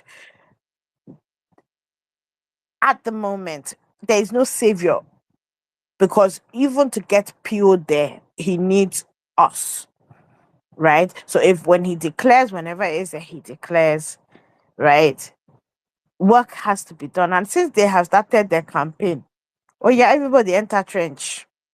Eh, we ruled social media, and we went offline, and also made sure that all the nonsense that the government had been doing was out there for everybody to see, everybody to hear, right? Sh- Let us start seriously, right? Thinking, because this is for the soul of Nigeria. This is for the survival of Nigeria, of your children. If for your future children, if you've not had any, for your children, even if you're in the diaspora, you think you're a bit immune. You're not, because if Nigeria collapses and is on the verge of collapse, it's going to affect every single one of us. Right. So it's like, stop. We can't be gentlemen. We can't. We're not fighting against a Jonathan government. We're fighting against beast, evil people, demonic souls who have decided that Nigeria will not progress, and by so doing have truncated the futures of so many young people. Right? They have already wasted a decade of your lives, a whole decade eh, of regressing, of truncating every good thing that they in themselves enjoyed. And that's the bitter part of this, right? So we cannot, I mean, it's like when people are saying Harry this, Harry that. When he did his craze, did they not? They now turned victim, start crying all over the place, right? And it has its place. Yes, we'll have the people who are going to tackle the issues head on, that are going to debunk the bullshit propaganda. But we also need people who are ready to do madness for madness. Because no matter how much we organize, if we are not ready for that do or die scenario, let us kuku be honest with ourselves, and everybody go back to suffering and smiling. So propaganda is they've only just begun, and it's on us. The onus is on us to decide what we want for Nigeria. It's in our hands. Thank you, Ayu. Thank you very much. Thank you very much, Mami B. I like that's just the Yeah, conclusion. I mean, just let me just come in quickly. Yeah. Do you know, for me, I really feel like Nigerians don't understand the ramification of what we're inside. I made a tweet about the a video I downloaded from Harry's handle, and it was about the NANS president, the National Association of Nigerian Students president. Actually, if you guys remember on the violence piece, we had, I think that was last year, during the elections, when they had the NANS election last year, it was alleged that Sheyi Tinubu stormed the ground because he had his own preferred candidates. And apparently, that candidate, I think, lost the elections.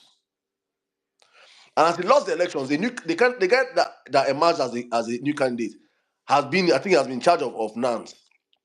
All of a sudden, this guy they flew him to Lagos on the 15th of this month. And that he came there, according to him, he said that Sheyi offered him 100 million naira bribe so that he will be talking good about his father and some other things. And that he refused. And that they naked him and they flogged him. And Sheyi was videoing him. That on Sheyi's phone are his nude videos of him being beaten. And that videos was shared also to Tinubu's SSA on student affairs. We are being run by a criminal organization that they are interested in power up until the student national body. As in, students cannot even decide who will lead them anymore. The Tinubu family must have a voice in it. We don't understand the ramification of how much when our Tinubu is a cancer, our family is a cancer. How important it is that Nigeria needs to take those people out of power. There is nothing more important than that thing right now. A fucking bastard. It is criminal. Then we get to the point whereby to become a class rep, say, you guys know these people. For me, if this is the kind of democracy that we're having in this country, then there's no point for democracy in Nigeria, honestly speaking.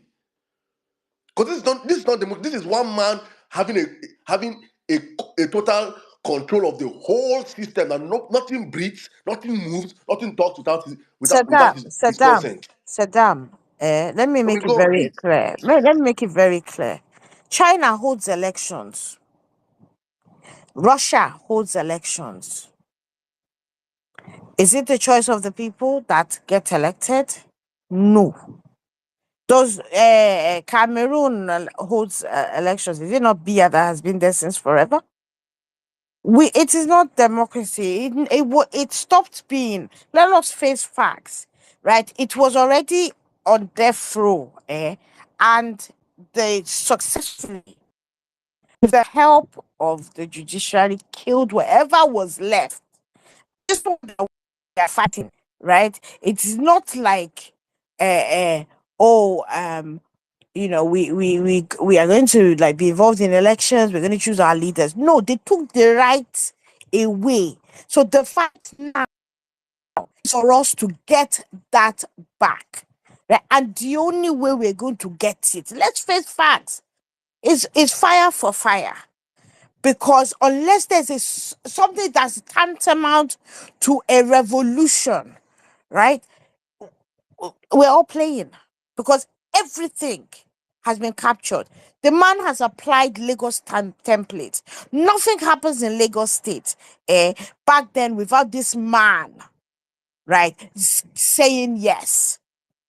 And he has applied it, and the only way we are going to survive as a country, right, is for the people to arise. If we can't do that, then like I said, let us continue suffering and smiling.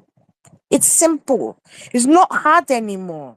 Right. They fooled us because we genuinely thought that the reforms they did in terms of the Electoral Act, well-meaning broke it down. And you see Maxwell were breaking it down. We were getting all excited, not knowing that they were just waiting for us. But after you do all the voting and what have you, we will go and change what needs to be changed. Right. So let us not be under any illusions. Right. It is not just, if it was just about corruption, for paying me, because as with everything else, it starts small, it gets big, right? But it is the fact that they have taken away that right for people to choose their leaders. That is the problem. That is a problem. Your fundamental human right to choose your leader via a ballot box has been taken away. If you don't know, let me tell you. However, all is not lost, because even if we cannot rely on the political class to moderate themselves and provide checks and balances within themselves, because greed has taken over the whole space, political space. However, the hungry people, what are we doing? What are we doing? What day? And we don't have time. So let us not be under any illusions. It is not about, oh, we're structured as a movement, we're registering. Yeah, all that's well and good. But it means absolutely nothing if we cannot effect change at the ballot box. And that is what we're fighting for. So let us be clear about what we need and what the job is. Enter trench, make we begin work. Thank you very much. Thank you very much, Mami B. I just see some statistics from with this guy, Statis Sense. Just the flow from my timeline, I just the para. The level of decline. The level of decline is crazy. And EU as a body is visiting people like Kwankwa. So honestly, I don't even know what these imperialists want from Nigeria. Their visit The the level other day it was the French ambassador. Today it's a EU ambassador. I don't get it. I don't get it. It is fire for fire. Nigerians will have to rise, otherwise they will die. That is just it. If we don't rise and take this government by our own sheer force, more Nigerians will not only be plunged into poverty, more will die. That's why I've been warning. 2027, nobody should bring that Abdul Salami peace accord near me. You people should tell PO he should not sign that thing. That is a signal for calamity. That is a signal for fire for fire. That should be the way forward. Because they use that thing to hold him back. You sign this peace accord. What you don't sign, you don't accept, right? So you should not sign it. That is my own. I'm already giving you people clues as to how we approach 2027. We approach it with violence for violence, madness for madness, fire for fire, propaganda for propaganda, bigotry for trigotry for the people in that domain. That is the only way to rescue Nigeria. If you think you're still going to do it by, let us go through the normal process of doing elections and counting. Yes, we'll have to do that. Follow the civic way of democratic processes. But we are at the back of our mind, at the hindsight, realizing that we're dealing with bloody, conscienceless criminals. So if they bring guns, we bring bomb. If they bring fire, we bring petrol. Fire for fire. That is the only way. Thank you. Yeah, yeah. Thanks, Justice. Omo, it's just crazy. We need to make a choice, actually. All right, quickly, I'm just gonna go over to I'll start from Yusuf. I'll go to Sylvester, Blessed, then Odututu. Let's try to restrict our submissions to, let me see, about 3 to 4 minutes each, so we can gradually start to round up. Go ahead, Yusuf.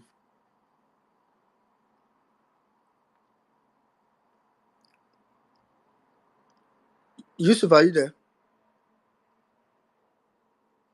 Yes, boss. Uh, Good evening, sir. Sorry, my phone is lagging.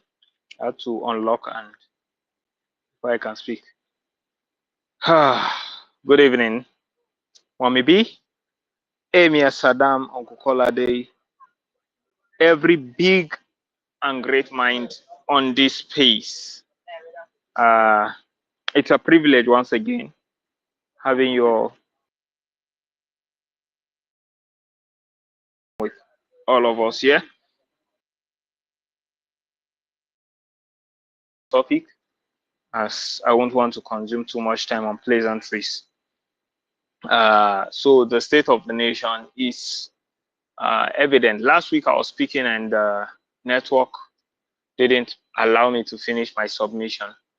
But like I was saying, the state of the nation is evident. However, the citizen, I think, don't still know what has befallen them.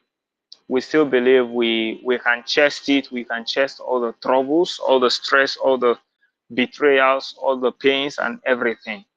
So we are still pushing. Let's see the limits when the people will revolt, because the average citizen now has become a beggar.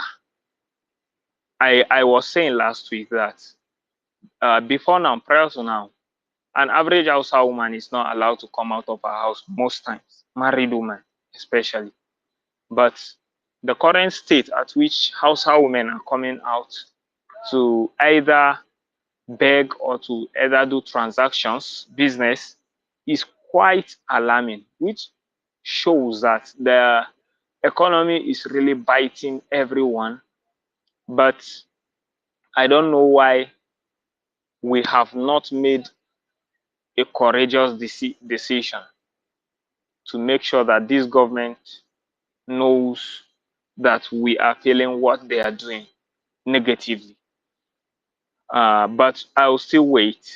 I have taken the pill of patience, and I have understood that I can sit and watch now, because the talking has not paid off. It's now the time for strategizing and doing underground works without saying much. If you notice, now like this, now family matter, they just post any political discussion I have on the ground. Nobody will even know about it on X again, so that we will end up enjoying our results by the end of the day, and we'll have a massive win. So speaking about the propaganda, APC has been built on propaganda hitherto, because if you look at the way and manner by which they came into government, it was through propaganda and gaslighting. During Goodluck Jonathan, of course, the government was going well. The same propaganda they just propelled some days ago about fastest rising economy and what have you. It was in reality during Goodluck Jonathan. Nigeria was among the fastest growing economies of the world, but they used propaganda to upturn, and due to lack of information to the average populace, or should I say, it's not actually lack of information. Saddam, I can be corrected, but I have come to understand that Nigerians don't want to peruse, don't want to do research, don't want to investigate. So whatever you tell them that suits their ears, they will accept it. And if it is irritating to their ears, they will fight it. It's just natural. You will imagine that today I was on my day-to-day speaking about Peter Obi and sensitization. Today I was speaking to somebody why he didn't support Obi. He said he supported Atiku, because now like this APC members know they talk, say them APC members again. If you ask anybody who did you support during 2023 election, and the person tells you that I am not into politics, or no, me I don't like politics, now them, it is APC members. That's their national anthem now currently. So you you can take note of that. So like I was saying, I asked that guy. The guy said Peter Obi is a liar. Say wow, like seriously? Please, what has he lied about? And the biggest lie he thinks he can bring up is that Peter Obi said that he has had only one wristwatch for over how many years, and he hasn't buy another watch. So he believed that Peter Obi lied about it because he saw Peter Obi wearing another watch. So how does that even make sense, that you are jeopardizing your own future, and you are standing by the roadside in the hot sun for hours looking for lift before I came and gave you lift, and this is the whole thing you can think about. Is your future not meaning anything to you? And I had to take 20 to 30 minutes of my time to re-educate him, and thank God he got sensitized, and he apologized for his misinformation and what have you, and we parted in good faith. So what I'm saying is that if APC wants to drive on propaganda, we are responsible for the rest of the information that reaches the citizens. Since we already know the solution to a problem is the knowledge of the problem. That's my theory. If you know the problem, then automatically you are halfway to solving it. And now we know the problem, that Nigerians are not into research and reading and studying. You can post a message, an important information here on X or in your WhatsApp group, as long as it's up to 3 paragraphs, I bet you people will not read it. If it has an explanatory heading, then fine. If it don't, that message is gone and nobody will ever know about it. Only a very few will. So it is now our responsibility to find a way of involving in one-on-one engagement and then Yeah. multiplying in that aspect, and making sure that our information reaches the people, and we must create a good communication channel from the top to the bottom, to the least, to the average child in the society. There should be a communication channel that we can use to expel any form of propaganda that will be thrown at us. So for the FBI files, I leave that to you people who are there abroad to put the pressure and get it over to us, and let us see what Yeah. Nigerians will do. Thank you very much. All right. All right. Thank you very much, Yusuf. Thank you very much. Okay, quickly I'm going to Sylvester, then Bless Head. All right. Good evening, from me, Nigeria. Good evening, Mia Saddam. Good evening, Bolandi. Can you hear me? Yes, go on, go on. Okay. All right. Actually, this I've been coming to this violence space for ever since the inception of it, but I've never been opportune to just say something. This is gonna be my first time. It's a great privilege against everybody here in the truth of solidarity. Um.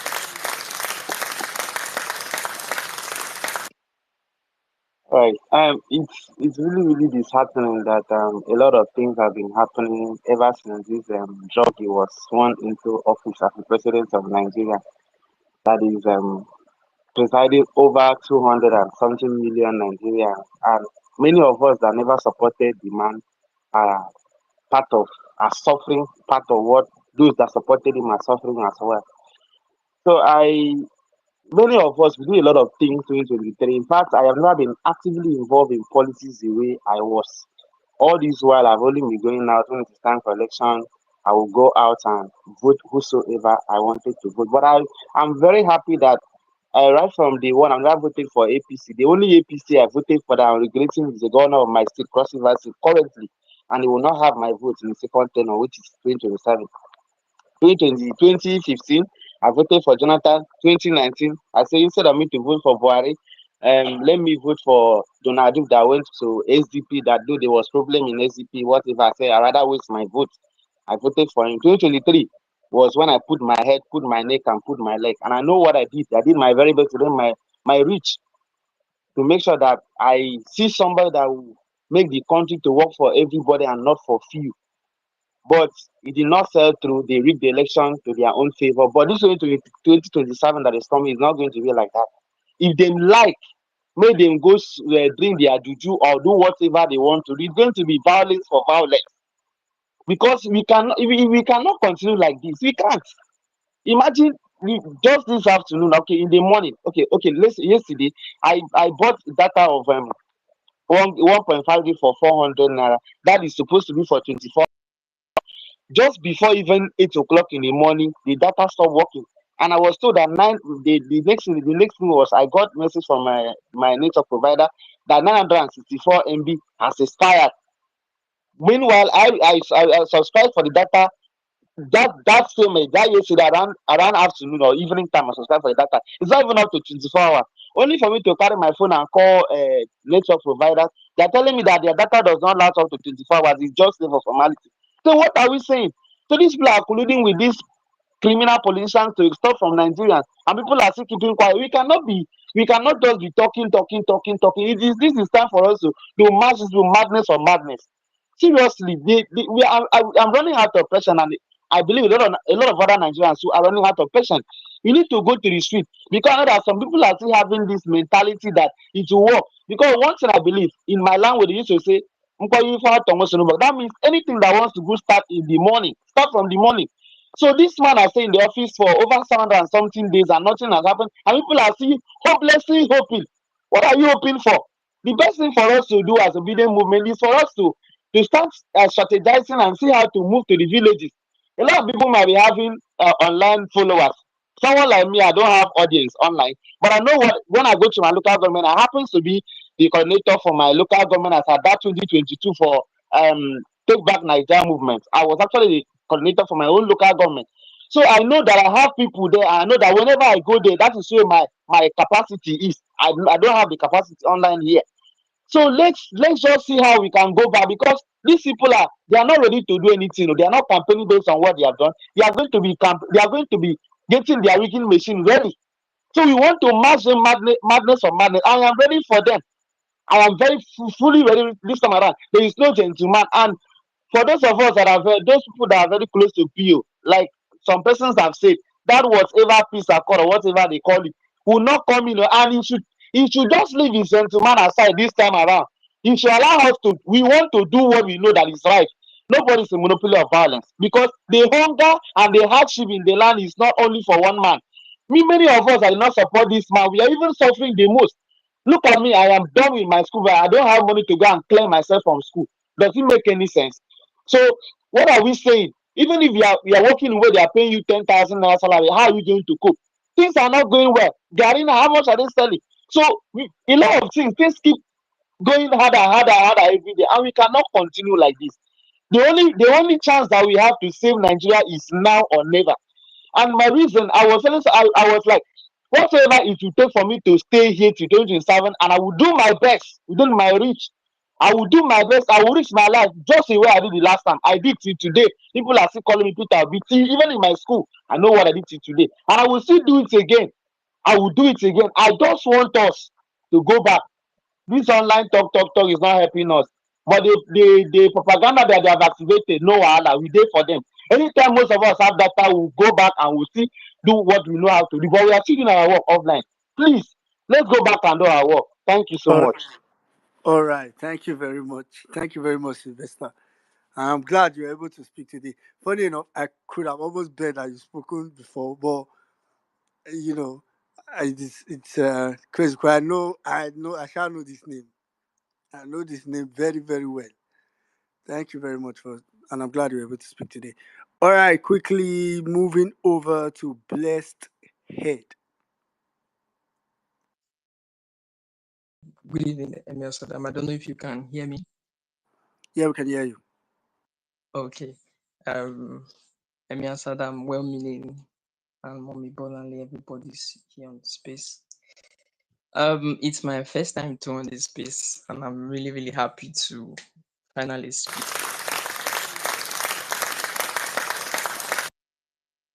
Okay, thank you very much.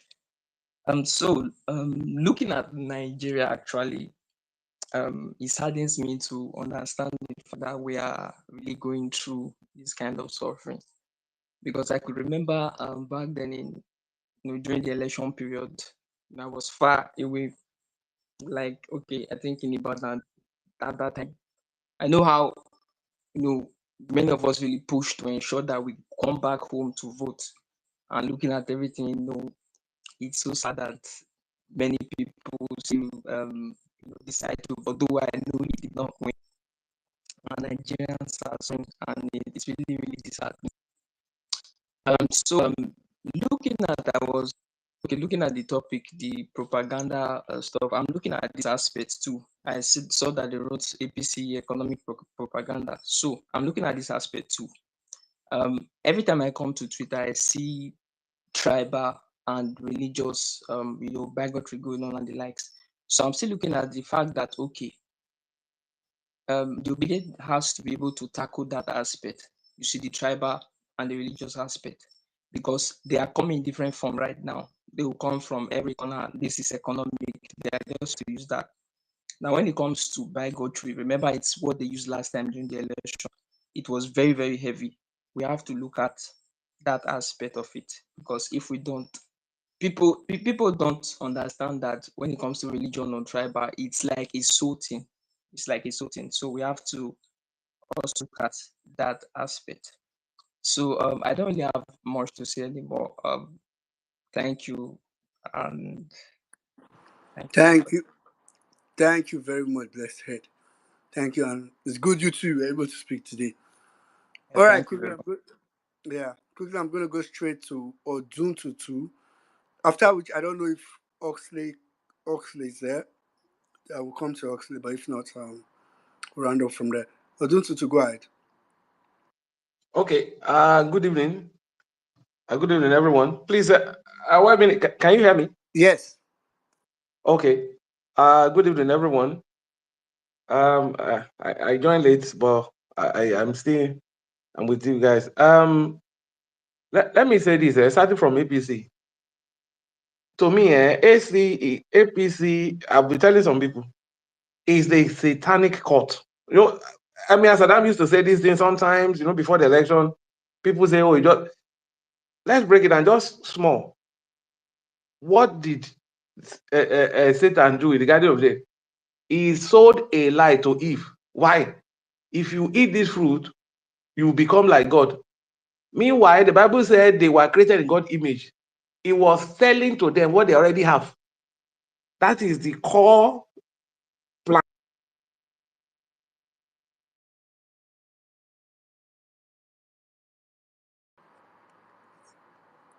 I think we lost Odun Tutu. Can anybody hear him?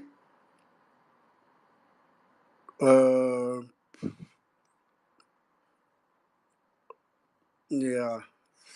I think we lost Odun Tutu. Odun Tutu, I'll drop you and I'll go to Oxley. Then see if you can request mic and come back while Oxley is speaking. Odun Tutu, I don't know if you can hear me now, but I'll drop. I've dropped you. See if you can request the mic to come back while Oxley is speaking. Oxley, please go ahead. All right, thank you. 1 minute for this opportunity to speak on this space. Um, well, well, what I would say is that Nigerians are, from what we've seen, Nigerians are actually suffering. Um, Times are really very hard. Today is Workers' Day, and I don't think workers in Nigeria are happy because of the pain everyone is going through in Nigeria. Um, I don't think I don't. If Nigeria used to have a very strong middle class, very strong middle class, but a greater percentage of those middle class has been eroded. People are basically struggling to keep their head above the water and to feed their families. So it's quite very bad. I saw the GDP figures for Nigeria since 1999. It dawned on me that the extent of damage APC has done to Nigeria. The GDP figures were very good up until Buhari's time. Buhari was a complete disaster. And Tinubu is actually just is Tinubu is the undertaker himself. Just dismantling the country. But it's unfortunate we're already in this situation. What we should be looking forward to is not to complain because we are already here. So it's for us how to strategize how to get ourselves out of this doldrum that we found ourselves. And the ball is basically on our court. We tried it in 2023. Yes, we didn't get what we wanted, but we can still go again. And going again means we are smarter. So we should be smarter by now, you know, and we should be more prepared. I don't think some of us or people in this call will want to go through the horror we went through in 2023. So we should be smarter. We should do better. We should plan better. We should anticipate better. Yes, a couple of things are going on. A couple of conversations are going on. Yes, our principal P2B hasn't come out to say so many things have not been put up front in terms of whether there's going to be a coalition or whether P2B is going to contest alone and all of that. But that's not the conversation. But I believe and I trust that those conversations are going on in the background. And yes, we might not have all the details, but for me personally, I trust to be, to be able to do what is right. He knows what is right. He knows that he has followers that are supporting him, and he knows where we stand on some of these issues. So, so where I will leave it is tomorrow is 2nd of May. We are looking forward to the release that is going to happen tomorrow. The FBI DEA file. I'm looking forward to that conversation. I'm looking forward to that release happening. So far, so good. We've not heard that any the parties in any other the opposing party involved has gone to court to stop the release. So as it is today, the release is imminent and is going to happen. Um, what I wish is that I don't know, maybe the violence space should be able to run a live space tomorrow. Once we have the files, I'll be looking forward to um, David's handle tomorrow because I believe much of it is going to come from David because he is the principal actor in that space. So I would want a situation that maybe we can do a violence. This is a suggestion. We do a violence space tomorrow. Run a live commentary, or a readout of what is going on. So once the file is out, I'm gonna, I mean, that's what I want to read tomorrow. No matter how, if you like, let it be 500 pages. I'm willing to read it. I have read the redacted version.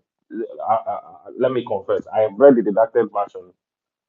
It was unreadable. It was actually unreadable because you read, you come to a place, you skip and continue reading it. It was unreadable for me. It was almost at some point I had to drop it because it wasn't really making any sense to me because of the heavy reductions that were done. So if it's going to come out tomorrow, I'm personally looking forward to it because I want to read, I want to be able to reconstruct, what happened, Yeah. on those situations. So if we can do a violence space tomorrow to run a live commentary on what has been released, I mean, it's going to make sense. I mean, it's our we have to feast on it. We have to feed on it. That's our role. I mean, so that's where I'm going to Uh, leave it. Thank you.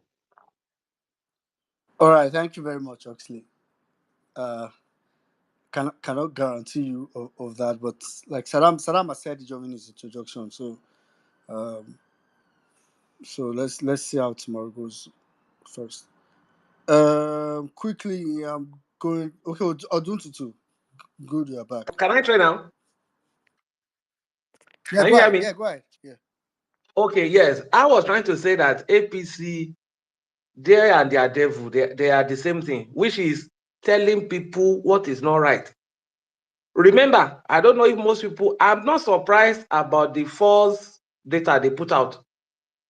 During as bad as Buhari was, if you remember, NBS, Nigeria Bureau of Statistics, they were releasing correct data about the economy of Nigeria. He never tampered them until this administration got there. You remember there was a time they allegedly arrested the person that had this place, and that is why you start seeing some funny figures. Employment is improving. They even got to the level that they are rebasing inflation. What does not make economic any sense? So that they are saying false figures. Now their way is the only way they know what to do. I've not really followed, read everything or listen to everything about PO International Media, but I think that thing really gets to their skin because that's why you see someone who started talking, and which has never even done before now. I want to say that those international platforms, if PO should do more. Somebody was saying that we be national, they need to do more. But here is a caveat for me. I'm sure, based on what most of us know and what some people are getting to know now, all the international situations or countries too, they too have their own things. It's not all of them. So even if PO is going to do that, you need to be sure. And there was something that happened that I'm trying to get people attention to. I'm sure most of us have heard the story about this Warri refinery. $879 million was used or supposedly used or allegedly used to do what? To refurbish that place. And in roughly 1 month, the place has gone down. I was just telling my friend, I said, well, knowing some of the things that go on in this country, don't be surprised that money, that's the election money for 2027. It may sound crazy, but you put it together. Because money has exchanged hands. Work was not done. So where is the money? You can put one and two together. One thing, just to round up, because I know time has gone, I think one of the major things that everybody need to see the current situation is, I think some few years ago, somebody said it's not do or die. I think at the place, at the point, at the level where we are now, the reality is that all of us must see this as a do or die affair. Because let's face it, people are saying, oh, PDP, governors, Delta, they have defected to APC. Let me go ahead and tell you that, look, Nigerian judiciary has defected to APC. Nigerian police, they are defected to APC. Civil servants, they have civil service, those ones, they are permanently defected to say APC. The even journalists, the media, Nigerian media, they are 99.9%, they have defected to APC. Legislature, those ones, in fact, they started defected. Opposition self, they have defected. The only opposition you have in this country after PO is the obedient. That's all. So, and if we don't, it's like if the last backline, so to say, if at this level, I was saying, until we see it as it's not their own thing, until everybody see it as my own thing. And of course, there's nothing that is happening now before 2023 election that majority of us did not mention, that this is what is going to happen, and we are seeing it even worse. So everybody must, one way or the other, see this and look, it is a do or die. And I even like this idea that people are saying that, look, PO should not sign any stupid or dirty, what do you call it, peace agreement. It should not. There's no point. They need to press it to these people either. Look, we know what they are doing and they don't wish the country well. I believe that definitely Peter B will make, correct decision in terms of whatever, or let them to handle those ones. But our own part of this end is to ensure that our voice and our actions are as loud as we can make it. Because the people we are dealing with, there's nothing they will not do. Grab it, steal it, they will do anything. So we ensure that every level of opposition is taken to these people. That is the only way, because these guys are not going to stop. I believe that let the file comes out as been anticipated, and from there we can take it forward. But really, the situation of the country is nothing to write home about, and if we are going to get out of it, all of us at different levels. Yes, we can all not be doing the same thing, but everybody must be committed to it, that we ensure that, look, even if you say you don't believe prayer, your own is prayer, go and be praying it. This current administration, God need to remove it. If that's prayer, you want to pray, go and pray it. If it's action you want to do, go and do it. If it is shout, you want to shout, go and shout it. If it's online or you want to make, go and make it. If it's political or on the ground, anything you want to do, go and do it. Because I tell people, if these people continue to operate this country, the hope is almost gone. And we want to see, all of us must see it as our own personal fight across all levels, from top to medium to the street to online, offline, anywhere you want to take it to. Because as it is, they are making life difficult. If you hear some stories, your heart will just break. People are in serious trouble. Across the board, they are in serious trouble. Look at how a country of Nigerian stature was conducting examination. People were writing the exam and they were almost getting lost. Some people even died. People are still, even in the madness of their error, they are still trying to change it. Trying to prove that, oh, people is not saying the right thing. Of course, trust Nigerian, they started putting evidences, what you wrote.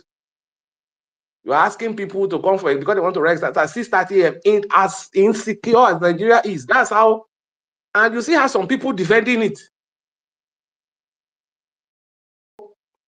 We must oppose these people across the board at every level by whatever means because they are fighting Nigerian life. That's the reality.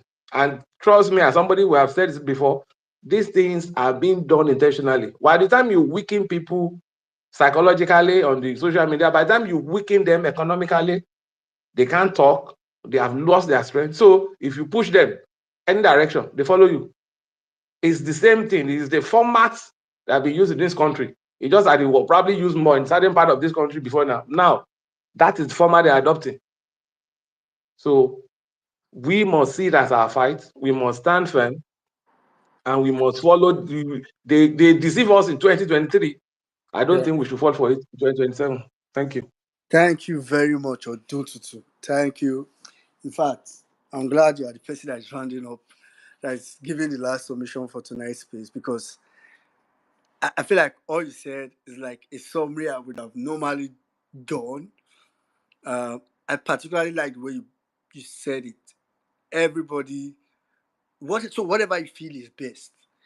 It's one of the reasons I emphasize, because I know one of the issues we normally have is, everybody has a way of thinking what they are thinking is best. You hear people come and say, this online, all this online one that they do, not go work. But the thing is that you that is saying, you that said this now, you probably, will not do the on ground that you think will work. That's the problem. So that's why one of the mantra I came with when we came, started this Violence Space Season 2 was that let he who wants to do underground work continue. Let he who wants to do on the ground work continue. Let he who wants to do spiritual continue. Let those of us that wants to do telling everybody that Nigeria cannot continue like this in a very violent way, we will continue, because we know as well. So everybody, just make sure you are doing something. But like I always say, I think the minimum you should be at is first your self-awareness. I emphasized this some time ago. Don't ever allow APC wants to normalize these things. Why the kind of things they say is that what Peter Obi have done different, and it's not the same. It's just motive now. Anybody that goes abroad we do this thing is a lie. Is a lie. It is not normal to go and be pushing cocaine, pushing drug in the. You say you go abroad. It's not normal. Tinubu is not that SI unit. You do it, you are a criminal. The same way Tinubu now is a criminal, whether or not he likes it, whether or not he doesn't like to hear it. I'm sorry. I'm not sorry, but it is what it is. So we should just know that one thing we need to do is, we're in desperate times. It requires desperate measure. And on that note, I'm going to remind us again. Thank you to everybody that spoke, but I'm going to remind us again about the Emir Saddam show on YouTube. Immediately this space ends like this now. Either schedule it to watch if you know you are going to sleep, or if you know you still have some time before you sleep, try to watch it. You will there's always something to gain. I will still say it. If you've not watched the one with David, then go and watch it again. If you've watched it and you've forgotten what was in it, watch it again. So it's very, very, very important. These are the way we keep ourselves and our minds intact. So thanks to everybody. A couple of persons that are still requesting apologies. Couldn't bring you up, but hopefully the next Violence Space. And let's see what happens with the release of the file later later today. Even if Violence Space is not up, likely maybe not. But please let's um, talk about it, raise more awareness, stay on it, keep on it. That's if it offers anything reasonable, anything new. Thanks to everybody for coming. Saddam, over to you. Thank you very much, my brother. Guys, thank you very much for staying with us to the very end. As I always say on the Violence piece, Nigeria Maternal the finish. Honestly speaking, I just saw some pictures right now of that youth national, the president of the Nigerian Association of Nigerian Students.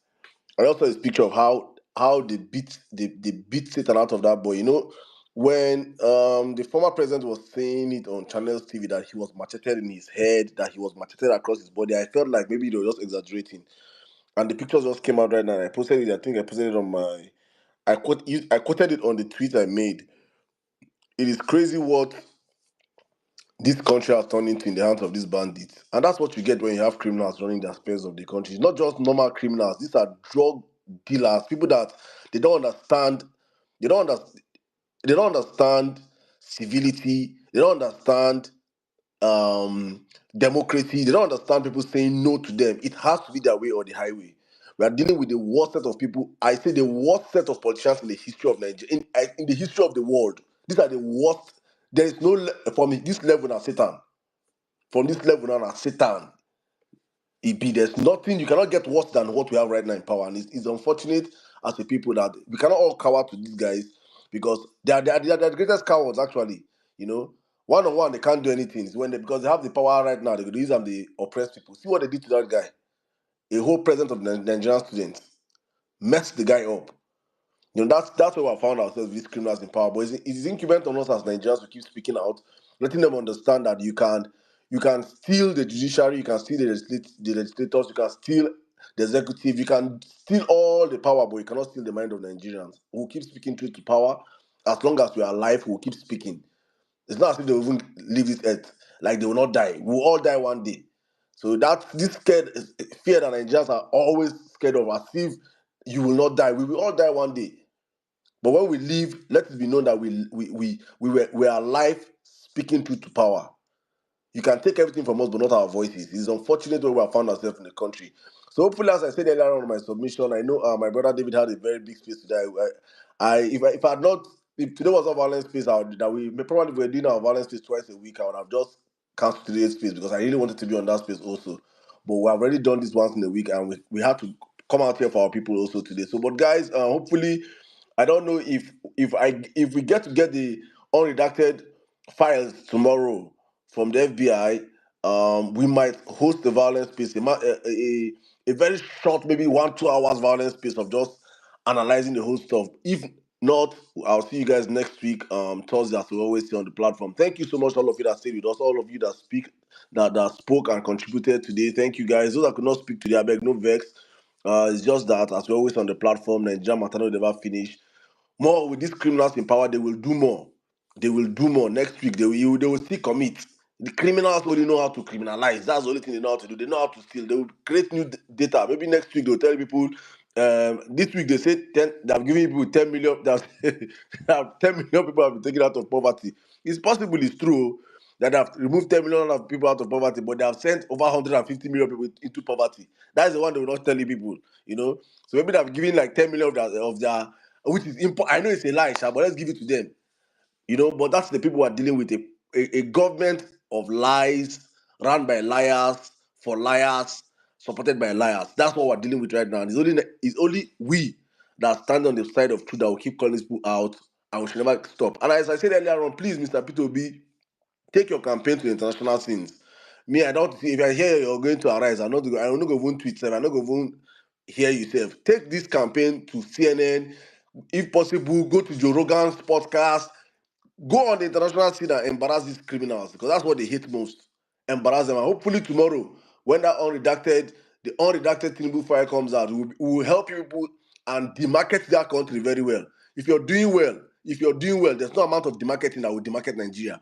If you're working for Nigerians, the world will see it. People are not stupid. People are not stupid. If you guys are stupid and think other people are stupid, if people come and say Nigeria there's no light and there's light, Mark Zuckerberg coming to Nigeria and say that and there's no light, we shame him. So that's the truth. If you think that he's demarketing Nigeria, then market Nigeria, do well. Do well, then Nigerians will, then your people will have something to cheer about. Look at how you guys were cheering about a fake news that Nigeria is third in the and third fastest growing economy with the whole hunger in the land. So people were cheering. So you guys want good, you guys want this. So your supporters want good things, but you have to support this nonsense. So please, guys, don't stop talking. Keep amplifying all the demarket them. Let us say what demarket with my chest. I did demarket anywhere I find myself. I did demarket Nigeria. If you pay you, work for Nigeria. Let it be good. Work it out. Let it be good, and we will help market it. Bad thing, the bad business don't need any demarketing. Bad business is bad business. Good business, Gary get market. Who market Gary? Do you see people? Do you see them? They say do advertisement for Gary? But it's selling. So if you're good, it will sell. Who is Cherry Alex Oti? Are you not seeing his work? So please, Tinubu, wake up. Wake up and do what you stole power to do, please. All right, guys, thank you very much. I see all of you, my brother in Nigeria. Thank you, please. Thank you so much for the time. Bolanle. Guys, yes, please, I have a new episode of the Emir Saddam Show is out. I dropped it today, so please, I think the link's on the Jumbotron. You can just go peep that. I see all of you that have been subscribing, putting us on. Please, thank you so much. I'm so grateful to all of you. Please, it's important, these conversations. As I say, my podcast is just real talk. The conversations that they don't want us to have, that's what I'm saying on the podcast. So please, if you like what we do, share it, amplify it, and God bless you all. Thank you so much, Mambolana. I see you. Mary White, Captain Jamil, my big bro, thank you so much. Sweet Angel of the River Best Film, Anka Dede, Mommy Anka Dede, thank you so much. Dr. Bankole, my mama Wakiri, thank you so much. Engineer Shaibu, my brother, thank you. Justice, Kolade, my man, thank you so much. Oluwadam Larry, it's good to hear your voice today. Smiling Doctor, Balaktik, my bro. Dr. Biruki, my brother, thank you. Flag Boy, Oduntutu, King Zanga, my brother, longest time is the first son. Stella, Madam Stella, thank you so much. Duchess, A.O. Yusuf, Jay, David, Dr. Royal, Inkem, Chinemerem. Chinemerem, still on the space now. I thought you could not enter the space. The Nigerian Citizen, Emmy Creeks, Dr. Talatu, Nimbul, Madex, Ponty, my guy, Ponty, it's been a while. Gregory, thank you so much. In the first one, Otumba DK, Duke, Mozart, Dr. Chika, Adeyemi. Guys, you guys are all, plenty. I can't call all your names, but thank you everyone that came out today on the violence space. Hopefully, God willing, if what we're expecting tomorrow, May 2nd drops, we'll have an emergency violence space. If not, I'll see you guys same station, same time, next week, Thursday. As I always on this platform, do this for God and for country. Love you all. Good night and stay safe.